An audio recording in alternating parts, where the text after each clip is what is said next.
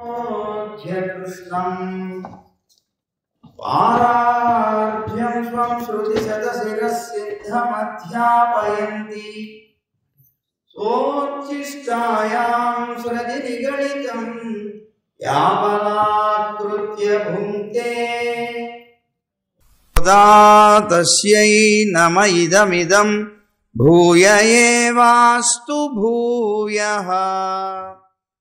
श्रीरंगसिंहगिरिदेशिकपादसेवा प्राप्ताखिल द्रविडवेदरहस्यजातं श्रीगौतमान्वयजमाश्रितभागधेयं गोपालदेशिकमहं शरणं प्रपद्ये। ప్రియ భగవద్బంధువులారా, మన అమ్మ 10 మంది గోపికల్ని నిద్ర లేపడానికి బయలుదేరి ఈవేళ చిట్ట చివరి గోపికని నిద్ర లేపుతున్నారు.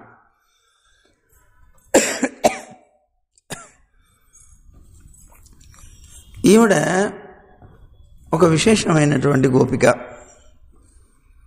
స్త్రీలందరూ కూడాను చేరి ఉన్నటువంటి గోష్ఠిని సేవించాలి అని లేవకుండా పడుకున్నటువంటి గోపికట. ఆవిడ్ని నిద్రలేపుతున్నారు. అయితే ఇంత మటుకు జరిగినటువంటి పాశురాలన్నింటిలోనూ, అంటే 9 మంది గోపికల్ని నిద్రలేపినటువంటి వాటిల్లో లోపల ఉన్న గోపిక, బయట ఉన్న గోపిక, వాళ్ళు ఇలా అంటున్నారు అలా అంటున్నారు అనేటువంటిది మనం ఆయా ఉన్నటువంటి సందర్భాన్ని బట్టి ఊహించి చెప్పినటువంటివి. కానీ ఈ పాశురంలో అదే యథార్థంగా దీన్ని తిరుప్పావై అనేటువంటి పాశురం ఇదే అన్నట్టుగా చెప్తారు. ఎందుకంటే ఇందులో ప్రశ్న ఉత్తరం రెండు కూడాను ఉంటాయి. బయట ఉన్నటువంటి గోపిక, లోపల ఉన్నటువంటి గోపిక, వీళ్ళందరూ కూడాను మాట్లాడుకునేటువంటి ఆ సందర్భం కూడా ఇందులో కనిపిస్తుంది. ఆ ప్రశ్నోత్తరాలు అనేటువంటిది కనిపించడం వల్ల ఇందులో ఒక విశేషత ఉన్నది అని చెప్పారు. దీనికి కారణం ఏమిటి అంటే, ఈ పాశురంలో మనం భాగవతోత్తముల విషయంలో పాటించవలసినటువంటి నడవడిక చెప్పబడుతోంది. ఈ పాశురం యొక్క విశేషత అది. భగవంతుడి విషయంలో ఎలా ప్రవర్తించాలి అనే దానికన్నా భాగవతుల యొక్క విషయంలో ఎలా ప్రవర్తించాలనేటువంటిది ఈ పాశురం చెప్తోందట. మనకి భగవంతుడి విషయంలో ఎలా ప్రవర్తించాలి అనేటువంటిది రాబోయేటువంటి పాశురాల్లో సిత్తుం సిరుగాలే అనేటువంటి పాశురం ఉంది.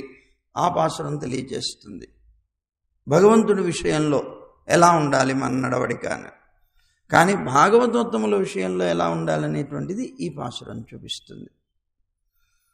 అయితే మరి భగవంతుని యొక్క ఆరాధన గొప్పదా, భాగవతోత్తముల యొక్క ఆరాధన గొప్పదా అని ఒక ప్రశ్న. దానికి భగవద్ రామానుజులు చివరి ఉపదేశంగా తమ యొక్క శిష్యులందరికీ కూడా ఉపదేశం చేస్తూ ఒక మాట అంటారు. శ్రీమద్భాగవతార్చనం భగవతః పూజా విధేరుత్తమం, శ్రీవిష్ణోరవమాననాద్గురుతరం శ్రీవైష్ణవోల్లంఘనం, తీర్థాద్ అచ్యుత పాదజాద్గురుతరం తీర్థం తదీయాంగ్రిజం, తస్మాన్ నిత్యమతంద్రితో భవ సతాం తేషాం సమారాధనే అని శిష్యులకు ఉపదేశం చేస్తున్నారు వారు. ఏమిటిటా ఇది అంటే, శ్రీమద్భాగవత అర్చనం భగవతః పూజారు విధేరుత్తమం అన్న. భగవంతుణ్ణి ఆరాధించడం కన్నా గొప్పది భాగవతోత్తముల్ని ఆరాధించటంట. ఎందుకని ఒకసారి మనం చెప్పుకున్నాం. భగవంతుడి యొక్క సిద్ధాంతం మద్భక్త భక్తేషు ప్రీతిరభ్యతి కామత అని. నా భక్తులకి భక్తులైన వారంటే నాకు ఎక్కువ ఇష్టము అంటారట పరమాత్మ. అంటే మనం భగవంతుడికి బాగా దగ్గర అవ్వాలి అంటే మనం చేయవలసినటువంటి ఒక టెక్నిక్ ఏమిటి అంటే, వారికి ఏది ఇష్టమో ఆ పని చేయాలి. వారికి ఏమిటి ఇష్టం? భాగవతోత్తములైనటువంటి వారి సేవ అది చాలా ఇష్టం. అంటే నా భక్తులైన వారంటే నాకు ఎక్కువ ప్రీతి అని అంటారు కనుక ఇందులో మనకి స్వామి చెప్తున్నారు, శ్రీమద్ భాగవతార్చనం, భగవంతుని యొక్క భక్తులైనటువంటి వాళ్ళైన భాగవతోత్తములు అంటారు వాళ్ళ, ఆ భాగవతోత్తములని అర్చించడం భగవతః పూజా విధేరుత్తమం, భగవంతుణ్ణి ఆరాధించే దానికన్నా అది గొప్పది అని. శ్రీ విష్ణోరవమాననాద్గురుతరం శ్రీ వైష్ణవోల్లంఘనం, నారాయణుణ్ణి అవమానపరిచిన దానికన్నా గొప్ప పాపం భాగవతోత్తముల్ని అవమానపరచడంట. అలాగే తీర్థాద్ అచ్యుత పాదజాద్గురుతరం తీర్థం తదీయాంఘ్రిజం. సాక్షాత్తు పరమాత్మ యొక్క శ్రీచరణారవిందాల నుంచి వచ్చినటువంటి పాదజలం కన్నా గొప్పది భాగవతోత్తముల యొక్క పాద తీర్థంట.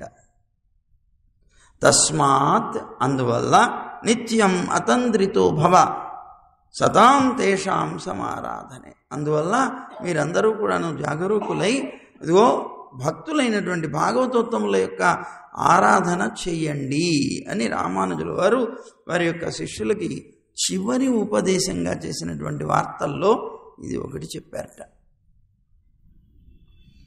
అందువల్ల ఇక్కడ ఉన్నటువంటి వాళ్ళు లేకపోయేటువంటి గోపిక కూడా భాగవతోత్తములు అంటే చాలా ప్రీతిట, భాగవతోత్తములతో ఎలా నడుచుకోవాలో ఆవిడ చూపిస్తుందిట. ఏమిటి మనకి ఇలాగే చూడండి, భాగవతోత్తములైనటువంటి వారి యొక్క పాదతీర్థం స్వయంగా పరమాత్మ కూడా స్వీకరిస్తాడట. విచిత్రం అది. ఎక్కడండి అలాగా? అంటే ధర్మరాజు రాజసూయాగం చేశాడు కదా, అలా చేసినప్పుడు అక్కడ ఉన్నటువంటి అందరికీ కూడా వాళ్ళకి తగినటువంటి పనులు ఒప్పచెప్పాడు, ఒక్కొక్కరికి ఒక్కొక్క పని. శ్రీకృష్ణుడిని అడిగాడు, కృష్ణ నువ్వేం చేస్తావు అని. నువ్వేం పని చేస్తావయ్యా ఈ యజ్ఞంలో, నీ సహకారం ఏమిటి అంటే అప్పుడు ఆయన అడిగారట, చరణ క్షాళనే కృష్ణ బ్రాహ్మణానాం స్వయం హ్యభూత్ అన్నాడు. బ్రాహ్మణుల యొక్క శ్రీచరణారవిందాలు పాదాలు ఏవైతే ఉన్నాయో వాటిని కడుగుతాను నేను, నాకు ఆ పని ఒప్పచెప్పు అన్నాడు. అంటే ఇక్కడ బ్రాహ్మణులు అంటే అర్థం ఏమిటి? బ్రహ్మజ్ఞానేన బ్రాహ్మణ. బ్రాహ్మణుడు అంటే యజ్ఞోపవీతం తగిలించుకోగానే బ్రాహ్మణుడు కాదు, బ్రహ్మజ్ఞానం కలిగినటువంటి వాడు బ్రాహ్మణుడు అంటే ఆచార్యుడు, అంటే బ్రాహ్మణోత్తముడు భాగవతోత్తముడు అన్నమాట. కనుక అలాంటి వాళ్ళ యొక్క పాదాలని కడిగి ఆ తీర్థాన్ని శిరస్సున ప్రోక్షించుకుంటానయ్యా, నాకు అంతకన్నా గొప్ప భాగ్యం ఏమిటి, ఆ పని నాకు ఒప్పచెప్పు అన్నట్ట కృష్ణుడు స్వయంగా. ఏమండి అలాగా స్వయమేవ హరిర్వవ్రే విప్రపాదావనే జనం అంటున్నారు. అందులో కూడా విశేషం ఏమిటంటే విప్రీషు ఫలముత్తమం అని, అన్ని కైంకర్యాల కంటే ఉత్తమమైనటువంటి ఫలం కూడా దీనికే ఉన్నది. మిగిలినటువంటి అన్ని కైంకర్యాలు సేవల కన్నా కూడా మహా గొప్పదైనటువంటి సేవ ఇందులోనే ఉంది. తాను ఒక రాజు, ద్వారకాపట్నాన్ని ఏలుకున్నటువంటి ఒక ప్రభువు, అలాంటి స్థితిలో కూడా తన యొక్క స్నేహితుడైనటువంటి ఒక బ్రాహ్మణోత్తముడు వస్తే, ఎవరతను? కుచేలుడు అని. కుచేలుడు అని పేరు కాదు ఆయనది, అసలు సుధాముడు అని పేరు. సుధాముడు అని పేరు కలిగినటువంటి ఆయనకి కుచేలుడు అని ఎందుకండి పిలిచారు అన్నారు. అంటే కు అంటే చినిగిపోయిన దుష్టమైనటువంటి, చేలం అంటే బట్ట, అంటే చినిగినటువంటి వస్త్రాన్ని, మురికి పట్టినటువంటి వస్త్రాన్ని ధరించేటువంటి వాడు కనుక అతనికి కుచేలుడని పేరు వచ్చింది. మామూలుగా అయితే అతనికి పేరు సుధాముడు అని. ఏమండి అలాంటి ఆ కుచేలుడు ఎవరైతే ఉన్నారో, కూర్చోండి దాంట్లో కూర్చోండి, కింద పైన ఏమండి ఆ కుచేలుడు ఎవరైతే ఉన్నారో అతను చాలా దరిద్రుడు పాపం, కానీ పరమ భాగవతోత్తముడు. మహాభక్తుడు ఆయన. భగవంతుని యొక్క నామస్మరణ తప్ప తిండి మీద కూడా ధ్యాస ఉండేది కాదు. తాను ఎలా ఉన్నాను, తన కీర్తి ఏమిటి, ప్రతిష్ట ఏమిటి, తాను ఈ విధమైనటువంటి దారిద్ర్యంతో ఉన్నానే. మనమైతే కొద్దిగా కష్టం నష్టం వచ్చేస్తే విపరీతంగా కుంగిపోతాం. మనం అది తినడానికి తిండి కూడా లేదు పాపం. అధిక సంతానపరుడు, కుచేలం అంటే అధిక సంతానపరుడు కూడా ఒక అర్థం. అలాగా అధిక సంతానపరుడై దరిద్రుడై జీవిస్తూ ఉండేటువంటి అతను భిక్ష పట్టి తిరిగేవాడు. బ్రాహ్మణుడు కదా, అతనికి భిక్ష పట్టడం ధర్మం కనుక ధర్మ ప్రకారంగా భిక్ష పట్టేవాడు. ఎక్కడైనా ఎవరైనా భిక్ష వేస్తే అది తెచ్చుకునేవాడు, తినేవాడు, తన భార్య పిల్లలకి పెట్టేవాడు. కానీ కొన్ని రోజుల పాటు భిక్ష దొరకలేదట పాపం అతను. ఇంట్లో అందరూ పస్తులు ఉండిపోయారు. అలా అందరూ కూడా పస్తులు ఉండిపోయినటువంటి సమయంలో భార్య పిల్లలు ఇంకా రోజు కూడా ఏడ్చి ఏడ్చి ఏడ్చి ఏడ్చి అమ్మా ఆకలిస్తుంది ఆకలిస్తుంది ఆకలిస్తుంది అంటే ఆ పిల్లల యొక్క దుఃఖాన్ని చూసి సహించలేకపోయింది. పతివ్రత ఆవిడ భర్తను ఎప్పుడూ నిందించేది కాదు. నీలాంటి దరిద్రుని ఎందుకు చేసుకున్నాను నేను అని ఎప్పుడూ అనలేదట ఆవిడ భర్త దగ్గరకు వచ్చి బతిమాలిందట, స్వామి మీకోసం మా కోసం అక్కర్లేదు, పిల్లలు దుఃఖిస్తున్నారయ్యా, ఆ పిల్లల కోసమైనా సరే నీకు స్నేహితుడు అన్నావు కదా, చిన్ననాటి స్నేహితుడు కృష్ణుడు అన్నావు కదా, ఒకసారి ఆ కృష్ణుడి దగ్గరికి వెళ్ళి అతను చాలా ఉన్నతమైనటువంటి స్థితిలో ఉన్నాడు కదా, నీ స్నేహాన్ని మరవడు అని నేను అనుకుంటున్నాను కనుక నువ్వు వెళ్ళి ఒక్కసారి అర్థిస్తే నీకు కావలసినంత ధనాన్ని ఇవ్వడా, ఒక్కసారి అడగండి అని బతిమాలిందిట. నా కోసం కాదు, మీకోసం కాదు, పిల్లల కోసం అడగమన్నది. సరే ఏం చేయాలి? తనకి గృహస్థాశ్రమ ధర్మం, ఆ ధర్మ ప్రకారంగా పిల్లల్ని పోషించవలసిన బాధ్యత తనకు ఉన్నది. ఆలోచన చేసి భార్య ఇచ్చినటువంటి సలహా పుచ్చుకున్నాడు. ఈయనకి తెలీదా? తెలుసు, కానీ ఒక స్నేహితుడి దగ్గరికి వెళ్ళి అర్థించడం ఇష్టం లేదు ఆయనకి. స్నేహితుడిని ఇబ్బంది పెట్టడము, ఈ విషయం కోసంగా ఇబ్బంది పెట్టడం ఇష్టం లేదు. రెండవది, ఆయన భగవంతుడు అనేటువంటి విషయం ఈయనకి తెలుసు కనుక భగవంతుడి దగ్గరికి వెళ్ళి అల్పమైనటువంటి కోరికలు కోరడం అత్యంత హాస్యాస్పదమైనటువంటి విషయం అని భావన అవుతుంది. అందువని నేను అడగను అనుకున్నాడు. కానీ భార్య అడగడం చేత పిల్లల యొక్క దుఃఖాన్ని పోగొట్టవలసిన బాధ్యత ఉండడం చేత సరే అన్నాడు.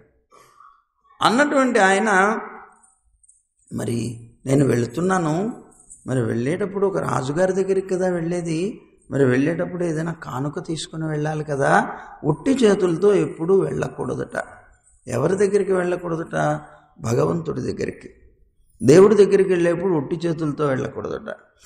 అలాగే గురువుల దగ్గరికి వెళ్ళేటప్పుడు చేయకూడదట. గర్భిణీ స్త్రీ దగ్గరికి వెళ్ళేటప్పుడు అలా ఉట్టి చేతులతో వెళ్ళకూడదట. చిన్న పిల్లల్ని చూడడానికి వెళ్ళేటప్పుడు ఉట్టి చేతులతో వెళ్ళకూడదట. ఏదో ఒక కానుక తీసుకొని వెళ్ళాలి. మరి ఆయన ఒక రాజు కూడా, రాజు దగ్గరికి కూడాను ఆ నియమం ఉన్నది. భగవంతుడు రాజు అయినటువంటి వాడు కదా, ఆయన దగ్గరికి వెళ్ళేటప్పుడు ఒట్టి చేతులతో వెళ్ళకూడదు. మన ఇంట్లో ఏదైనా ఉంటే చూడు అన్నట్ట బాబా. మన ఇంట్లో ఏదో ఉంటే అసలు మిమ్మల్ని పంపించవలసిన అవసరం ఏమి? అయినా కూడా పాపం ఇవ్వాలి. ధర్మాన్ని తప్పలేదు ఎప్పుడు కూడా. ఎంత దారిద్ర్యంలో ఉన్న ధర్మాన్ని తప్పకుండా జీవించగలిగితే ఆ ధర్మమే నిన్ను కాపాడుతుంది. ఎప్పుడైనా సరే గుర్తుపెట్టుకో అంటాడు వ్యాస భగవానుడు. కనుక అతను ధర్మం తప్పలేదు ఇలా అనుకున్నాడు. భార్య కూడా అలాంటిదే కనుక ఇప్పుడు మన దగ్గర నుంచి ఏమొస్తాయి పోండి అనలేదు పాపం. నేను ప్రయత్నం చేస్తానన్నది. వెళ్ళిపోయింది. పక్క ఇంట్లోకి వెళ్ళి వాళ్ళని వీళ్ళని అర్థించింది. 4 గుప్పెళ్ళు అటుకులు తీసుకొని వచ్చిందిట. 4 గుప్పెళ్ళు అటుకులు తీసుకొని వచ్చింది. వచ్చిన తర్వాత వాటిని మూట కట్టాలి. ఎక్కడ కట్టాలి?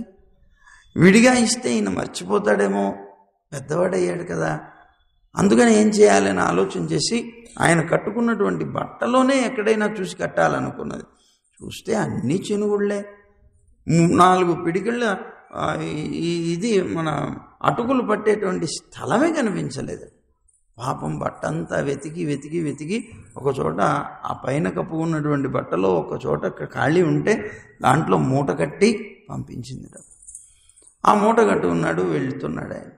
అలా నడిచి వెళుతూ వెళుతూ వెళుతూ తాను అనుకుంటున్నాడు, నేను వెళతాను కానీ అసలు కృష్ణుడు నన్ను గుర్తుపడతాడా?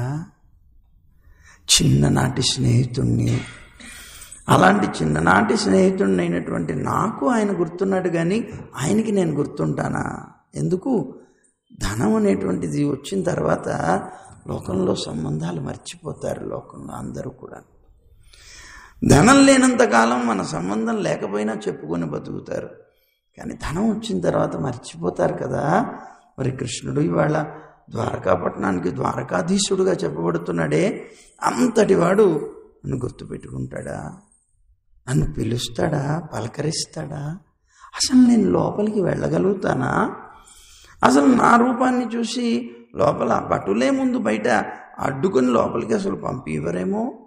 పంపించకపోతే ఇంత దూరం నడిచి వెళ్ళేటువంటి నాకు కృష్ణుడి దర్శనం కాకపోతే నేనేం చెప్పగలుగుతాను అని ఇలా భావన చేస్తూ చేస్తూ చేస్తూ వెళ్ళేట కుచేలుడు. తీరా అక్కడికి వెళ్ళిన తర్వాత అదిగో ఆ ద్వారకాపట్నంలోకి లోపలికి వెళ్ళాడు. 4 ప్రాకారాలు దాటాడు. ఇంకొక ప్రాకారంలో బ్రాహ్మణోత్తములైనటువంటి వాళ్ళందరూ కనిపిస్తూ ఉంటే ఆ బ్రాహ్మణోత్తములైనటువంటి వాళ్ళతో కలిసిపోయి వాళ్ళతో పాటు లోపలికి వెళ్ళిపోయాట. లోపలికి వెళ్ళి కృష్ణుడు ఉండేటువంటి మందిరం అభ్యంతర మందిరాలు అంటారు. అంటే భార్యతో పాటు నివసించేటువంటి అంతఃపురం ఏదైతే ఉంటుందో ఆ అభ్యంతర మందిరం దగ్గరికి వెళ్ళాడు. వాళ్ళందరూ వాళ్ళ పనుల్లోకి వెళ్ళిపోయారు. ఈయన ఒక్కడు మాత్రం మిగిలాడు. కృష్ణుడు ఎక్కడున్నాడో వెతుకుతూ వెతుకుతూ ఆ మందిరం దగ్గరికి వెళ్ళాడు. లోపలికి ప్రవేశిస్తున్నాడు. లోపలికి ప్రవేశిస్తుంటే యథార్థంగా ద్వారకాపట్నంలో కృష్ణుడు పాలించినంత కాలం బ్రాహ్మణోత్తములైనటువంటి వాళ్ళకి అడ్డు లేదట. ఎవ్వరూ అడ్డుకునేవారు కాదట. వాళ్ళు స్వేచ్ఛగా లోపలికి వెళ్ళిపోవచ్చు. అలాగా ఈయన వెళ్ళిపోతుంటే ఎవరు అడ్డుకోలేదు. అలా లోపలికి వెళ్ళిపోయాడు. లోపలికి వెళుతూ ఉండగానే చూశాడు, అక్కడ మంచం మీద కూర్చున్నారట రుక్మిణీదేవితో మాట్లాడుతూ కృష్ణుడు. చూసినటువంటి ఆయన ఒక్కసారి టప్పని లేచారట, పరుగులు పెట్టుకుంటూ వచ్చారట. సహసోత్థాయ చాభ్యేత్య దోర్భ్యాం పర్యగృహీన్ముదా అథోపవేశ్య పర్యంకే స్వయం సఖ్యు సమర్హణం అంటున్నారు. అంటే వెంటనే ఆసనం నుంచి లేచి పరుగులు పెట్టుకుంటూ వెళ్ళేట. ఆనందంతో వెళ్ళి గట్టిగా ఆలింగనం చేసుకున్నట్ట. ఈయనకు అర్థం కాలేదు. అరే నన్ను గుర్తుపడతాడో లేదో అనుకున్నవాడు ఒకసారి నన్ను దూరం నుంచి చూసే గుర్తుపట్టి గట్టిగా ఆలింగనం చేసుకున్నాడు. ఇంకా అయిపోయింది. ఇంకా అక్కడి నుంచి మాయాబజార్లో పడిపోయినట్టే.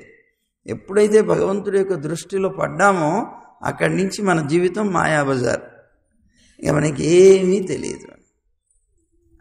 భగవంతుడి దృష్టిలో పడ్డా, భగవంతుని గురించి ప్రేమిస్తూ మనస్సులో నిండుగా ఆలోచిస్తూ ఉన్నా లోకం తెలియదు మనకి. అందులో ఆయన గట్టిగా ఆలింగనం చేసుకున్నాడు. ఆయన స్పర్శ కూడా తగిలిపోయింది. చూపే కాదు, స్పర్శ కూడా తగిలింది. దీంతో ఇంకా ఆయన యొక్క వల్ల పడిపోయాడు. అయిపోయింది. ఎప్పుడైతే అలా గట్టిగా ఆలింగనం చేసుకొని హంసతూలికా తల్పం దాకా తాను నడిపించుకుంటూ వచ్చి ఆయన్ని కూర్చోబెట్టి ఉపహృత్యావనిదాస్య పాదౌ పాదావనే జనీహి అగ్రహీత్ శిరసారాజన్ భగవాన్ లోకపావన అంటున్నారు. అంటే ఏంటిట, వెంటనే ఆయన్ని కూర్చోబెట్టి రుక్మిణీదేవికి అక్కడ ఉన్నటువంటి వాళ్ళ అష్టమహిషులు ఎవరైతే ఉన్న వాళ్ళందరినీ కూడా ఆజ్ఞాపించట్టు, అదిగో తీసుకురండి, పళ్ళని తీసుకురండి, తీర్థం తీసుకురండి అన్నారు. అసలు ఈ మురికి పట్టినటువంటి శరీరం, మురికి పట్టినటువంటి వస్త్రాలతో కూడుకున్నటువంటి ఈ బ్రాహ్మణోత్తముడు ఎవరు? ఈయన్ని గట్టిగా ఆలింగనం చేసుకోవడం ఏమిటి? ఆలింగనం చేసుకొని ఇక్కడికి తీసుకొని వచ్చి ఆయన్ని తన అభ్యంతర మందిరంలో తన మంచం మీద కూర్చోబెట్టడం ఏంటి? ఎవరైనా భార్యాభర్తలు ఉండేటువంటి ఆ మంచం మీద ఇంక బయట వాళ్ళని కూర్చోబెడతారా? అరే ఈయనెవరు? ఈయన్ని తీసుకొచ్చేసి ఏకంగా కూర్చోబెట్టేశారు. అర్థం కాలేదు వీళ్ళందరికీ, అయోమయంగా ఉంది. ఇంకా పోయి కృష్ణుడు అన్నాడు తీసుకురండి తీసుకురండి అంటుంటే, సరే కృష్ణుడి ఆజ్ఞ, వెంటనే పళ్ళెం తెచ్చారు, కొంతమంది తీర్థం తెచ్చారు, ఇవన్నీ తీసుకొని వచ్చి పెట్టేశారు. అక్కడ పెడితే పూజ చేయడానికి కావాల్సిన ద్రవ్యాలన్నీ తెప్పించి ఆ కుచేలుడి యొక్క పాదాల దగ్గర కూర్చున్నట్ట కృష్ణుడు. ఆయన్ని సింహాసనంలో కూర్చోబెట్టి, ఆయన దాని మీద కూర్చోబెట్టి ఆయన కింద కూర్చున్నట్ట, పాదాల దగ్గర కూర్చొని ఆ పాదాలని 2 చేతులతోనూ ఎత్తి పట్టుకున్నట్ట. ఎత్తి పట్టుకొని వాళ్ళు తెచ్చినటువంటి ఆ పళ్ళెంలో ఆ పాదాలని ఉంచి, ఆ పాదాలకి ఆ తీర్థం, అలాగే ఆ పూజా ద్రవ్యాలు అన్నిటితోనూ ఆ తీర్థంతో ఆ పాదాలు స్వయంగా తన హస్తాలతోటి కడిగట్టదు. ఎవరండి ఇలా చేస్తారు? ఎవరండి తనను ఆశ్రయించినటువంటి వాళ్ళ కోసం తాను దిగిపోయి మరీ ప్రవర్తించేవాడు ఈ లోకంలో ఎవరైనా ఉన్నారో చూపించండి.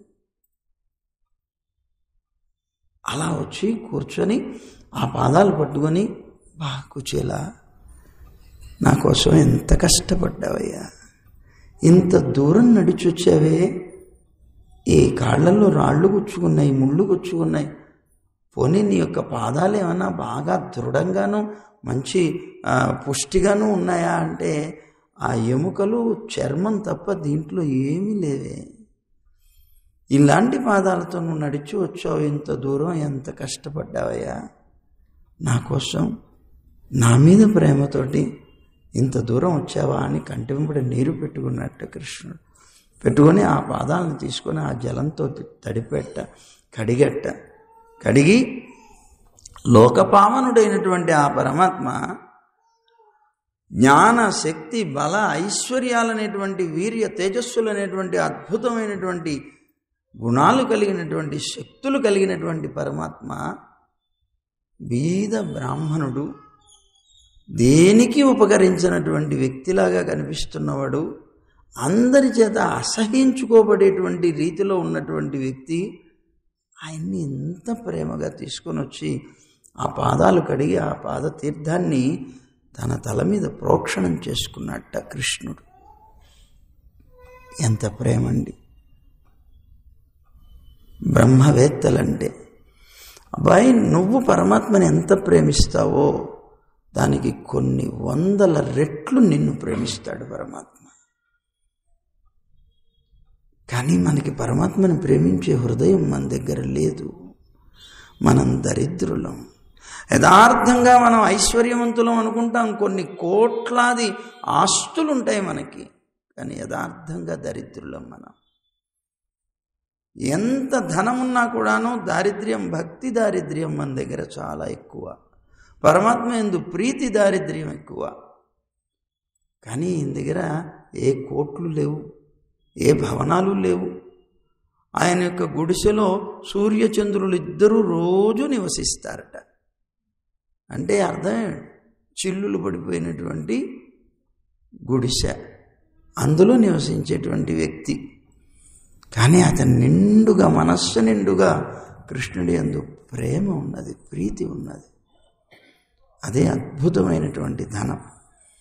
భగవంతుడికి బాహ్యమైనటువంటి ధనాలు, బాహ్యమైనటువంటి ఆర్భాటాలు ఆయనకి అది అవసరం లేదు. నీలో ఉండేటువంటి ప్రీతి కావాలి. ఆయన లోకానికి తండ్రి కదండి. మరి పితాహమస్య జగత అని చెప్పుకున్నాడు కదా. జగత్తుకంతటికి నేనే తల్లిని, నేనే తండ్రిని అని చెప్పుకున్నాడు కదా. నేనే తల్లి, తండ్రి అని చెప్పుకున్నటువంటి వాడు మీరు తల్లిదండ్రులే కదా. మీ అందరికీ పిల్లల నుంచి ఏం కావాలో మీకు తెలుసు కదా. ఏం కావాలి మీకు? మీరు కోట్లాది ధనాన్ని సంపాదించి మీ పిల్లలకి ఇస్తారు, కానీ మీరు కోరుకునేది పిల్లల దగ్గర నుంచి ఆప్యాయత, ప్రీతి, ప్రేమ. అంతకుమించి మీరు కోరుకునేది కూడా ఏముండదు. అంతే ఇక్కడ కూడా. జగత్తుకి తండ్రి పరమాత్మ, తల్లి పరమాత్మ. అలాంటి ఆ పరమాత్మ మన దగ్గర నుంచి మనకి ఏది కావాలంటే అది ఇస్తాడు. కానీ నన్ను గుర్తుపెట్టుకో ఒక్కసారి. ఎప్పుడైనా నన్ను పలకరించాలనిపిస్తుందా నీకు? నేను ఎప్పుడైనా జ్ఞాపకం వస్తానా నీకు? నేను ఎలా ఉన్నాను, నేనేం చేస్తున్నాను అనేటువంటిది నీకేమన్నా అనిపిస్తుందా? ఎన్నెన్ని కోరికల కోసమో తిరుమల పరిగెట్టుకుంటూ వెళతాం మనం. కోరికలు కోరి కోరి కోరి కోరి కోరి కోరి అద్దు లేదు, కోరుతూనే ఉన్నాం. కానీ ఎప్పుడైనా ఆలోచించారా? మనం వెళ్ళి ఆ పరమాత్మని చూస్తున్నామే, ఆయన మన చిన్నప్పుడు వెళ్ళినా నిలబడే ఉన్నాడు, ఈ వయస్సులో వెళ్ళి చూసినా నిలబడే ఉన్నాడు. మన కోసం ఇంతసేపు అలా నిలబడ్డాడు. స్వామి, నీకు నిలబడ్డావే, కాళ్ళకి నొప్పులు వేయట్లేదా, కూర్చోవయ్యా అని ప్రేమతో పలకరించినటువంటి వాడు ఎవడైనా ఉన్నాడండి? ఎంతసేపు మన కోరికలు కోరుకునేటువంటి వాళ్ళమే. కానీ నిజంగా అలా పలకరించేటువంటి వ్యక్తి ఎవరైనా ఉంటే, నువ్వు ఇచ్చేవి నాకు అక్కర్లేదయ్యా, నువ్వే కావాలి, నువ్వు సుఖంగా ఉండు అనేటువంటి సంకల్పంతో వెళ్ళి పరమాత్మని దర్శిస్తే నిజమైన దర్శనాన్ని ఇస్తాడు పరమాత్మ. ఆయనకు కావాల్సింది ప్రీతి. కుచేలుడు ఆ ప్రేమతో అక్కడికి వెళ్ళాడు. యథార్థంగా అతనికి ఇష్టం కాదు ఆయన దగ్గరికి వెళ్ళి ద్రవ్యాన్ని అడగటం. తన భార్య యొక్క ఇష్టం మీద తాను బయలుదేరి వెళ్ళాడు. కానీ అక్కడికి వెళ్ళిన తర్వాత తాను అడగలేదు సుమా. కృష్ణుడు కూర్చోబెట్టాడు, పాదాలు కడిగాడు, అన్నీ అయిపోయాయి. అంతా అయిన తర్వాత లోపలికి తీసుకువెళ్ళి అతనికి స్నానం చేయించాడు, నూతన వస్త్రాలు ఇచ్చాడు, కడుపు నిండుగా సాపాటు పెట్టాడు. అంతా అయిపోయింది. అతనికి హంసతూలిక తల్పాన్ని ఒకదాన్ని ఇచ్చి విశ్రాంతి తీసుకోమన్నాడు. ఆయన వెళ్ళి ఆ గదిలో కూర్చున్నాడు సిగ్గుపడుతూ. దరిద్రుణ్ణి నేను, ఇలాంటి దరిద్రుణ్ణైనటువంటి నాకింత భోగమా? అసలు గుర్తుంచుకుంటాడో లేదో అనుకున్నటువంటి కృష్ణుడు నన్ను ఇంత భోగాల్లో తేలుస్తున్నాడా? ఆశ్చర్యపోయాడు అతను. వెళ్ళి కూర్చున్నాడు, సిగ్గుపడుతున్నాడు. కృష్ణుడు తన పని పూర్తి చేసుకొని వచ్చాడు ఈయన దగ్గరికి. కూర్చొని మాట్లాడుతున్నాడు. కుచేలా, ఏమయ్యా, ఇంతకాలం నుంచి నేను నీకు గుర్తు రాలేదా? ఇంతకాలం తర్వాత ఈవేళ నేను గుర్తుకొచ్చానా? నన్ను చూడాలని నీకు ఇంతకాలం తర్వాత అనిపించిందా అని పలకరిస్తుంటే కళ్ళ వెంబడ పొట పొట పొట పొట నీరు కారిపోయింది. ఆయన, నీకు గుర్తుందా మనం చిన్నప్పుడు మన గురువుగారి దగ్గర ఎంత బాగా ఆడుకునేవాళ్ళమో? మన గురువుగారి దగ్గరికి వెళ్ళినప్పుడు మనం చదువుకునే రోజుల్లో, మన ఇద్దరం స్నేహితులుగా ఉన్న రోజుల్లో ఒకనాడు ఒక ఘటన జరిగింది. సంఘటన గుర్తొచ్చిందా? నేనైతే ఎప్పుడూ తలుస్తూ ఉంటానయ్యా అన్నాడు. ఏమిటా సంఘటన? మన గురువుగారు ఒకరోజు మన ఇద్దరిని కూడా సమిధలు తెమ్మని పంపించారు అడవికి. వనానికి వెళ్ళాం మన ఇద్దరమే. ఆ వనంలో తిరిగాం. సమిధలన్నీ కూడాను, ఎండు పుల్లలన్నీ కూడాను ఏరాం, కట్టలు కట్టాం. అన్ని కట్టలు కట్టేసేసి ఇంకా తీసుకుని వెళదాం అనుకునేటువంటి సమయంలో పెద్ద గాలి వాన వచ్చాయి. ఆ గాలి వాన వచ్చేటప్పటికి ఒక్కసారి భయపడిపోయి మనం ఇటు వెళ్ళలేక మనం వెళ్ళి చెట్టెక్కి కూర్చున్నాం.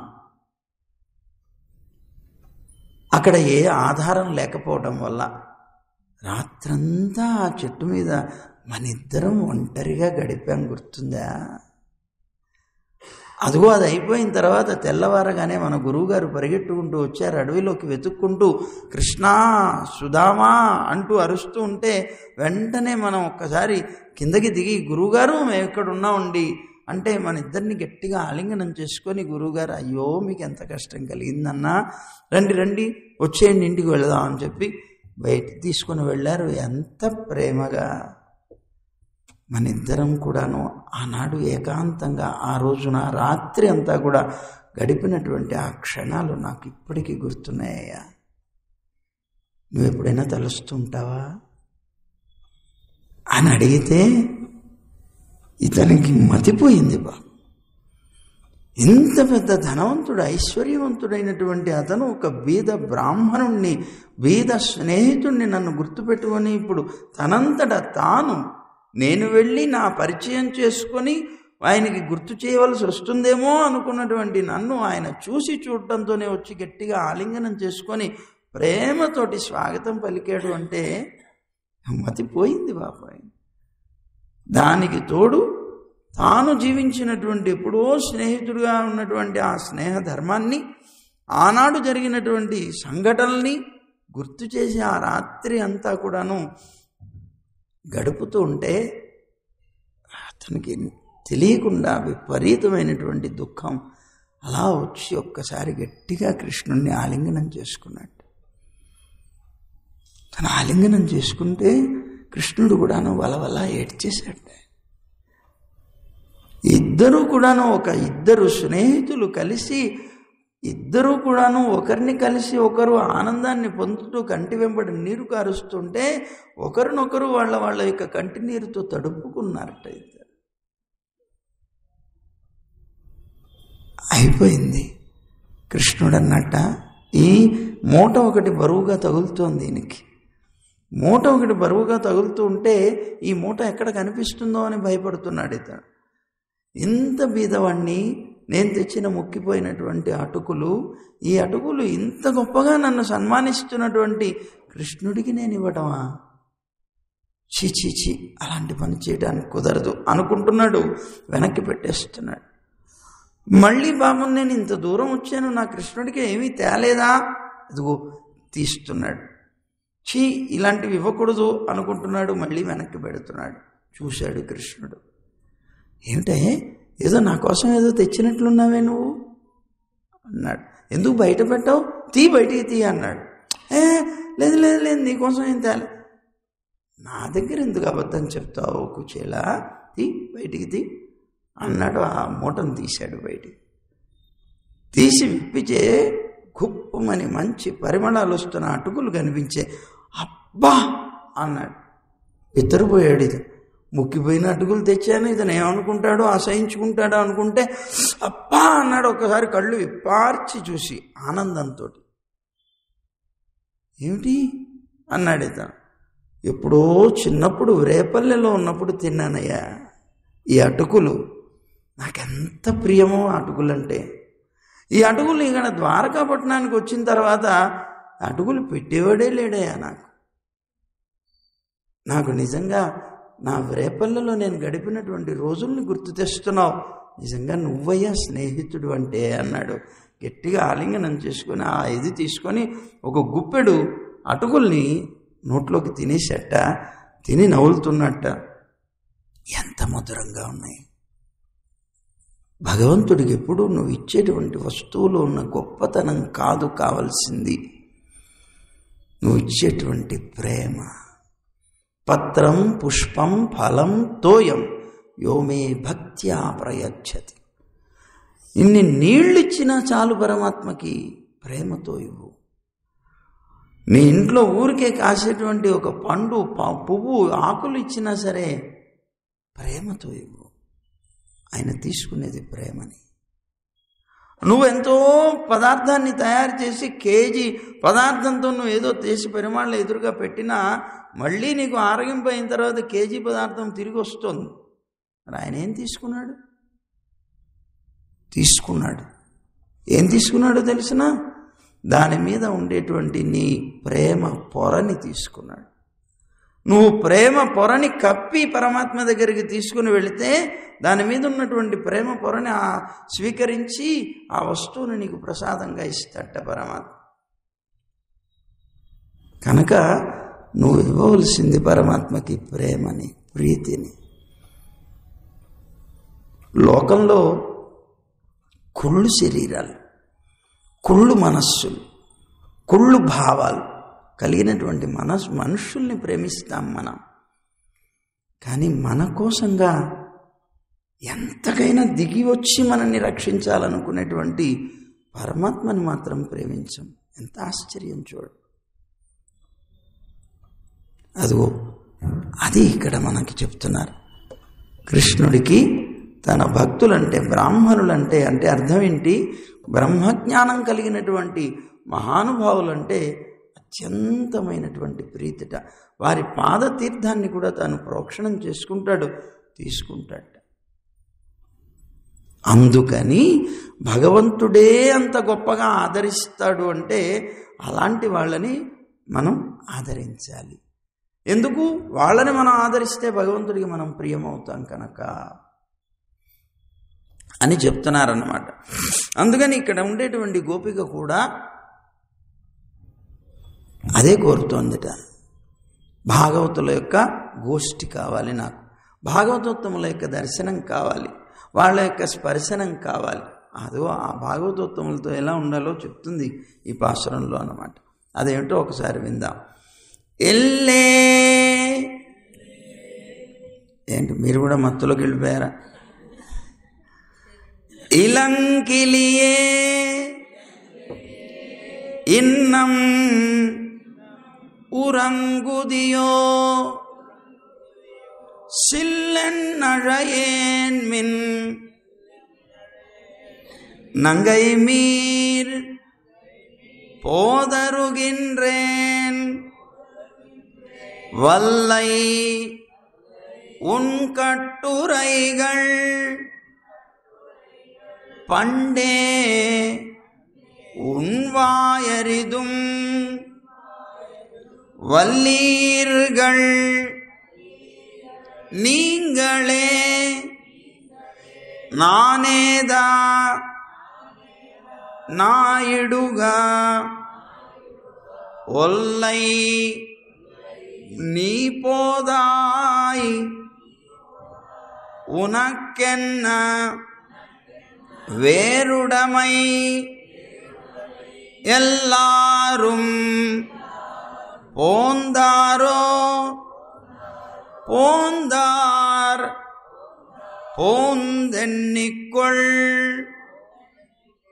வல்லானை கொன்றானை மாத்தாரை மாத்தஜிக்க வல்லானை மாயனை పాడ ఏలోరెంబావాయి అంటున్నారు. ఇప్పుడు ఈవేళ నిద్ర లేపబోయేటువంటి గోపికట ఇంతకుముందు నిద్ర లేపారు కదా ఒక గోపికని, ఆవిడని పంగయ కన్నానై పాడ అన్నారు క్రితం పాసురంలో. అది పక్కన ఉన్నటువంటి ఇంట్లో ఉన్న గోపికకి వినిపించి ఆ పాటని అంటే ఆ పాసురాన్ని ఆ గోపిక అంటుందట. ఎంత బాగుందో కదా. పంగయ కన్నానై పాడ అని ఈవిడ కూడా పాడుతోందిట. వాళ్ళు పాడినటువంటిది విని చాలా మధురమైనటువంటి స్వరంతో పాడుతోందిట. వీళ్ళు ఇంటి ముందుకు వచ్చేటప్పటికే ఆవిడ లోపల పాడుతూ ఉన్నటువంటి ఈ మాటలు వినిపించినాయట. అందుకని ముందు సంబోధిస్తూనే ఒక మాట అంటున్నారు వీళ్ళు. ఎల్లే అన్నారట. అబ్బా ఏమిటి ఆశ్చర్యం, ఇప్పటిదాకా వెళ్ళినటువంటి గోపికలందరూ మొద్దు నిద్రలో ఉంటే వాళ్ళందరినీ లేపాం, ఇప్పుడు ఈ ఇంటి దగ్గరకు వస్తే ఆవిడ మాకు పాట వినిపిస్తుంది అనుకున్నారట. కానీ ఆ పాట కూడా మధురంగా ఉందిట, చాలా మధురంగా ఉందిట. అందుకని వెంటనే అమ్మ అన్నదిట, ఇలంకిలియే అన్నదిట. లేత చిలుక అని పిలిచిందిట. ఎందుకు? లేత చిలుకలాగా మృదు మధురమైనటువంటి కంఠంతో నువ్వు పాడుతున్నావు, చాలా బాగుంది అన్నారట. పాట సంకీర్తనం అనేది ఎలాంటి వాళ్ళ యొక్క హృదయాన్నైనా సరే కరిగిస్తుంది. చాలా అద్భుతమైనటువంటి ఔషధం. ఇప్పుడు వీణను వాయించే వాళ్ళు ఉంటారు చూసారా, ఆ వీణను వాయించే వాళ్ళు పాడదలిచేటువంటి పాట ఏదైతే ఉందో ఆ పాడుతూ వాయిస్తూ ఉంటారు. అంటే ఆ పాటకి సరిపడగా దానితో సరిపోయేలాగా పాడుతూ ఉంటారు, వాయిస్తూ ఉంటారు. ఆ వీణకి సరిపడేలాగా కంఠాన్ని దాంతో కలిపి పాడుతూ ఉంటారు. అబ్బా ఎంత బాగుంది కంఠస్వరం అని భావిస్తారు అందరూ కూడా. అలాగే వీళ్ళు పాడుతూ ఉంటే వాళ్లతో కలిపి ఈవిడ కూడా పాడింది. ఆ పాటను అలాగే పాడుతూ ఉంటే ఇలంకిలియే అన్నారట. ఓ బాల చిలుక అన్నారట. మరి చిలుక అనొచ్చు కదా, లేత చిలుక అని ఎందుకు అన్నారంటే వీళ్ళంతా పిల్లలు కదండి మరి. అందుకని చిన్నపిల్ల కనుక లేత చిలుక అని పిలిచారట. అమ్మా, ఇప్పుడు చిలుకని ఎందుకు అన్నారంటే చిలుకలు మనం ఏం చెప్తే అది మాట్లాడుతూ ఉంటాయి. అయితే ఈ చిలుకలన్నీ కూడాను లోపల ఏదో ఒక భార్యాభర్తలు ఉన్నారట. వాళ్ళిద్దరూ కూడాను ఏదో సరసపు మాటలేవో మాట్లాడుకుంటున్నారట. వాళ్ళు చిలుకను పెంచుతున్నారట, దానికి మాటలు కూడా నేర్పారట. అది అక్కడ ఉండి ఇదిగో ఈ ఉన్నటువంటి వీళ్ళ మాటలన్నీ విని అందరి ముందు మాట్లాడుతోందిట. వెంటనే వీళ్ళు వచ్చేసి సిగ్గుపడి టక్కన దాని నోట్లో ఒక జామ పండు పెట్టేశారట మాట్లాడకి. ఇంకా అదిగో అలాగా ఈ గోపికలందరూ మాట్లాడుతున్నవన్నీ ఈవిడ మాట్లాడేస్తోందట. లేత చిలుక అన్నారు. దాడిమ ఫలవ్యాజైన వాగ్బంధనం అంటారు. వాగ్బంధం చేసేసేట. అదిగో అలాగే ఈమె కంఠస్వరం కూడా అంత మధురంగా ఉన్నదిట. మనకి శ్రీరామాయణంలో కనిపిస్తుంది ఇలాంటి ఒక సంఘటన. కుశలవులు ఉన్నారు కదా, సీతారాముల యొక్క సంతానం. మరి సీతారాముల యొక్క సంతానం అంటే ఒక దీపం నుంచి వచ్చిన దీపం లాంటి వాళ్ళు వీళ్ళు బ్రహ్మచర్య ఆశ్రమంలో ఉన్నారు. వాల్మీకి ఆశ్రమంలో మంచి గానం చేసేవారట. వీళ్ళ యొక్క కంఠస్వరాల్ని చూసి వాల్మీకి భగవానుడు రామాయణాన్ని అంతటినీ కూడాను చక్కని స్వరాలు కట్టారట. ఆయన మంచి రాగాలతోటి వాళ్ళకి నేర్పించారట కంఠస్వరాన్ని చూసి. అంత అందమైనటువంటి కంఠస్వరంట కుశలవులది. వాళ్ళిద్దరికీ కూడా అందులోనూ ఈ రామాయణం ఛందోబద్ధమైంది. ఆ పాట పాడేటప్పుడు ఆ కంఠంతో కనుక చేరితే అది అద్భుతం అన్నమాట. మృత సంజీవనం అంటారు దీన్ని. మృత సంజీవనం శ్రీమద్ రామాయణం అని. చనిపోయేటువంటి వాళ్ళని కూడా బ్రతికిస్తుంది. అంతటి అద్భుతమైనటువంటి రామ వృత్తాంతాన్ని, ఆ రామ వృత్తాంతానికి మంచి కంఠం కనుక చేరితే దాంట్లో ఉండేటువంటి భోగ్యతను ఏం చెప్పాలంట. ఇదిగో వీళ్ళు వచ్చి కూర్చొని పాడేవారట. పాడుతుంటే ఋషులందరూ కూడా వచ్చి కూర్చొని శ్రవణం చేసేవారు. ఎంత బాగుంది, ఎంత బాగుంది, ఎంత బాగుందని వాళ్ళకు ఉండేటువంటి ఆ ఆనందాన్ని వాళ్ళు మొత్తం వినేసిన తర్వాత గొప్పగా పొగిడేసి వాళ్ళ దగ్గర ఉండేటువంటి ఒక్కొక్క కానుకని వాళ్ళకి ఇచ్చారట. ఆ పిల్లలిద్దరికీ కూడా అంత వాళ్ళు అన్నారట, సాధు సాద్వితితే హ్యూచు పరం విస్మయమాగతాః అహో గీతస్య మాధుర్యం శ్లోకానాంతు విశేషత. అసలు అందమైంది రాముడి యొక్క చరిత్ర. అలాంటి అందమైనటువంటి చరిత్ర శ్లోకాల్లో ఉన్నది. ఆ శ్లోకాలే అంత విశేషం అనుకుంటే దానికి మళ్ళీ గీతస్య మాధుర్యం, వాళ్ళు గానం చేసేటువంటి ఆ మాధుర్యాన్ని ఈ రెండింటినీ కూడా చూసి అహో సాధు సాధు అని చాలా బాగుంది, చాలా బాగుంది అని ఋషులైనటువంటి వాళ్ళందరూ పొగిడారట. పరం విస్మయమా, చాలా ఆశ్చర్యపోయారట. అబ్బా, ఇంత అందమైనటువంటి కంఠాలతో పాడుతున్నారా అని వాళ్ళకి పొగిడి ఒక ఋషి వచ్చి కమండలాన్ని ఇచ్చేటవాడిని. మీరు బ్రహ్మచారులు కదా, ఇదిగో నా దగ్గర ఉన్నటువంటి ఈ కమండలం నీకు ఇచ్చేస్తున్నాను నాయన, తీసుకో. ఒక ఆయన వచ్చి నారబట్టలు ఇచ్చేట వాళ్ళకి బహుమానంగా. ఇంకో ఆయన వచ్చి కృష్ణాజనం ఇచ్చేట. ఇంకో ఆయన వచ్చి యజ్ఞోపవీతాలు ఇచ్చారట. మౌంజీ అనేటువంటిది బహుకరించారట. ఇలా ఋషులందరూ కూడాను వాళ్ళని ఆశీర్వదించారట, ఆశీస్సులు అందించారట. అంత అద్భుతమైనటువంటి కంఠాలు కలిగినటువంటి వారు.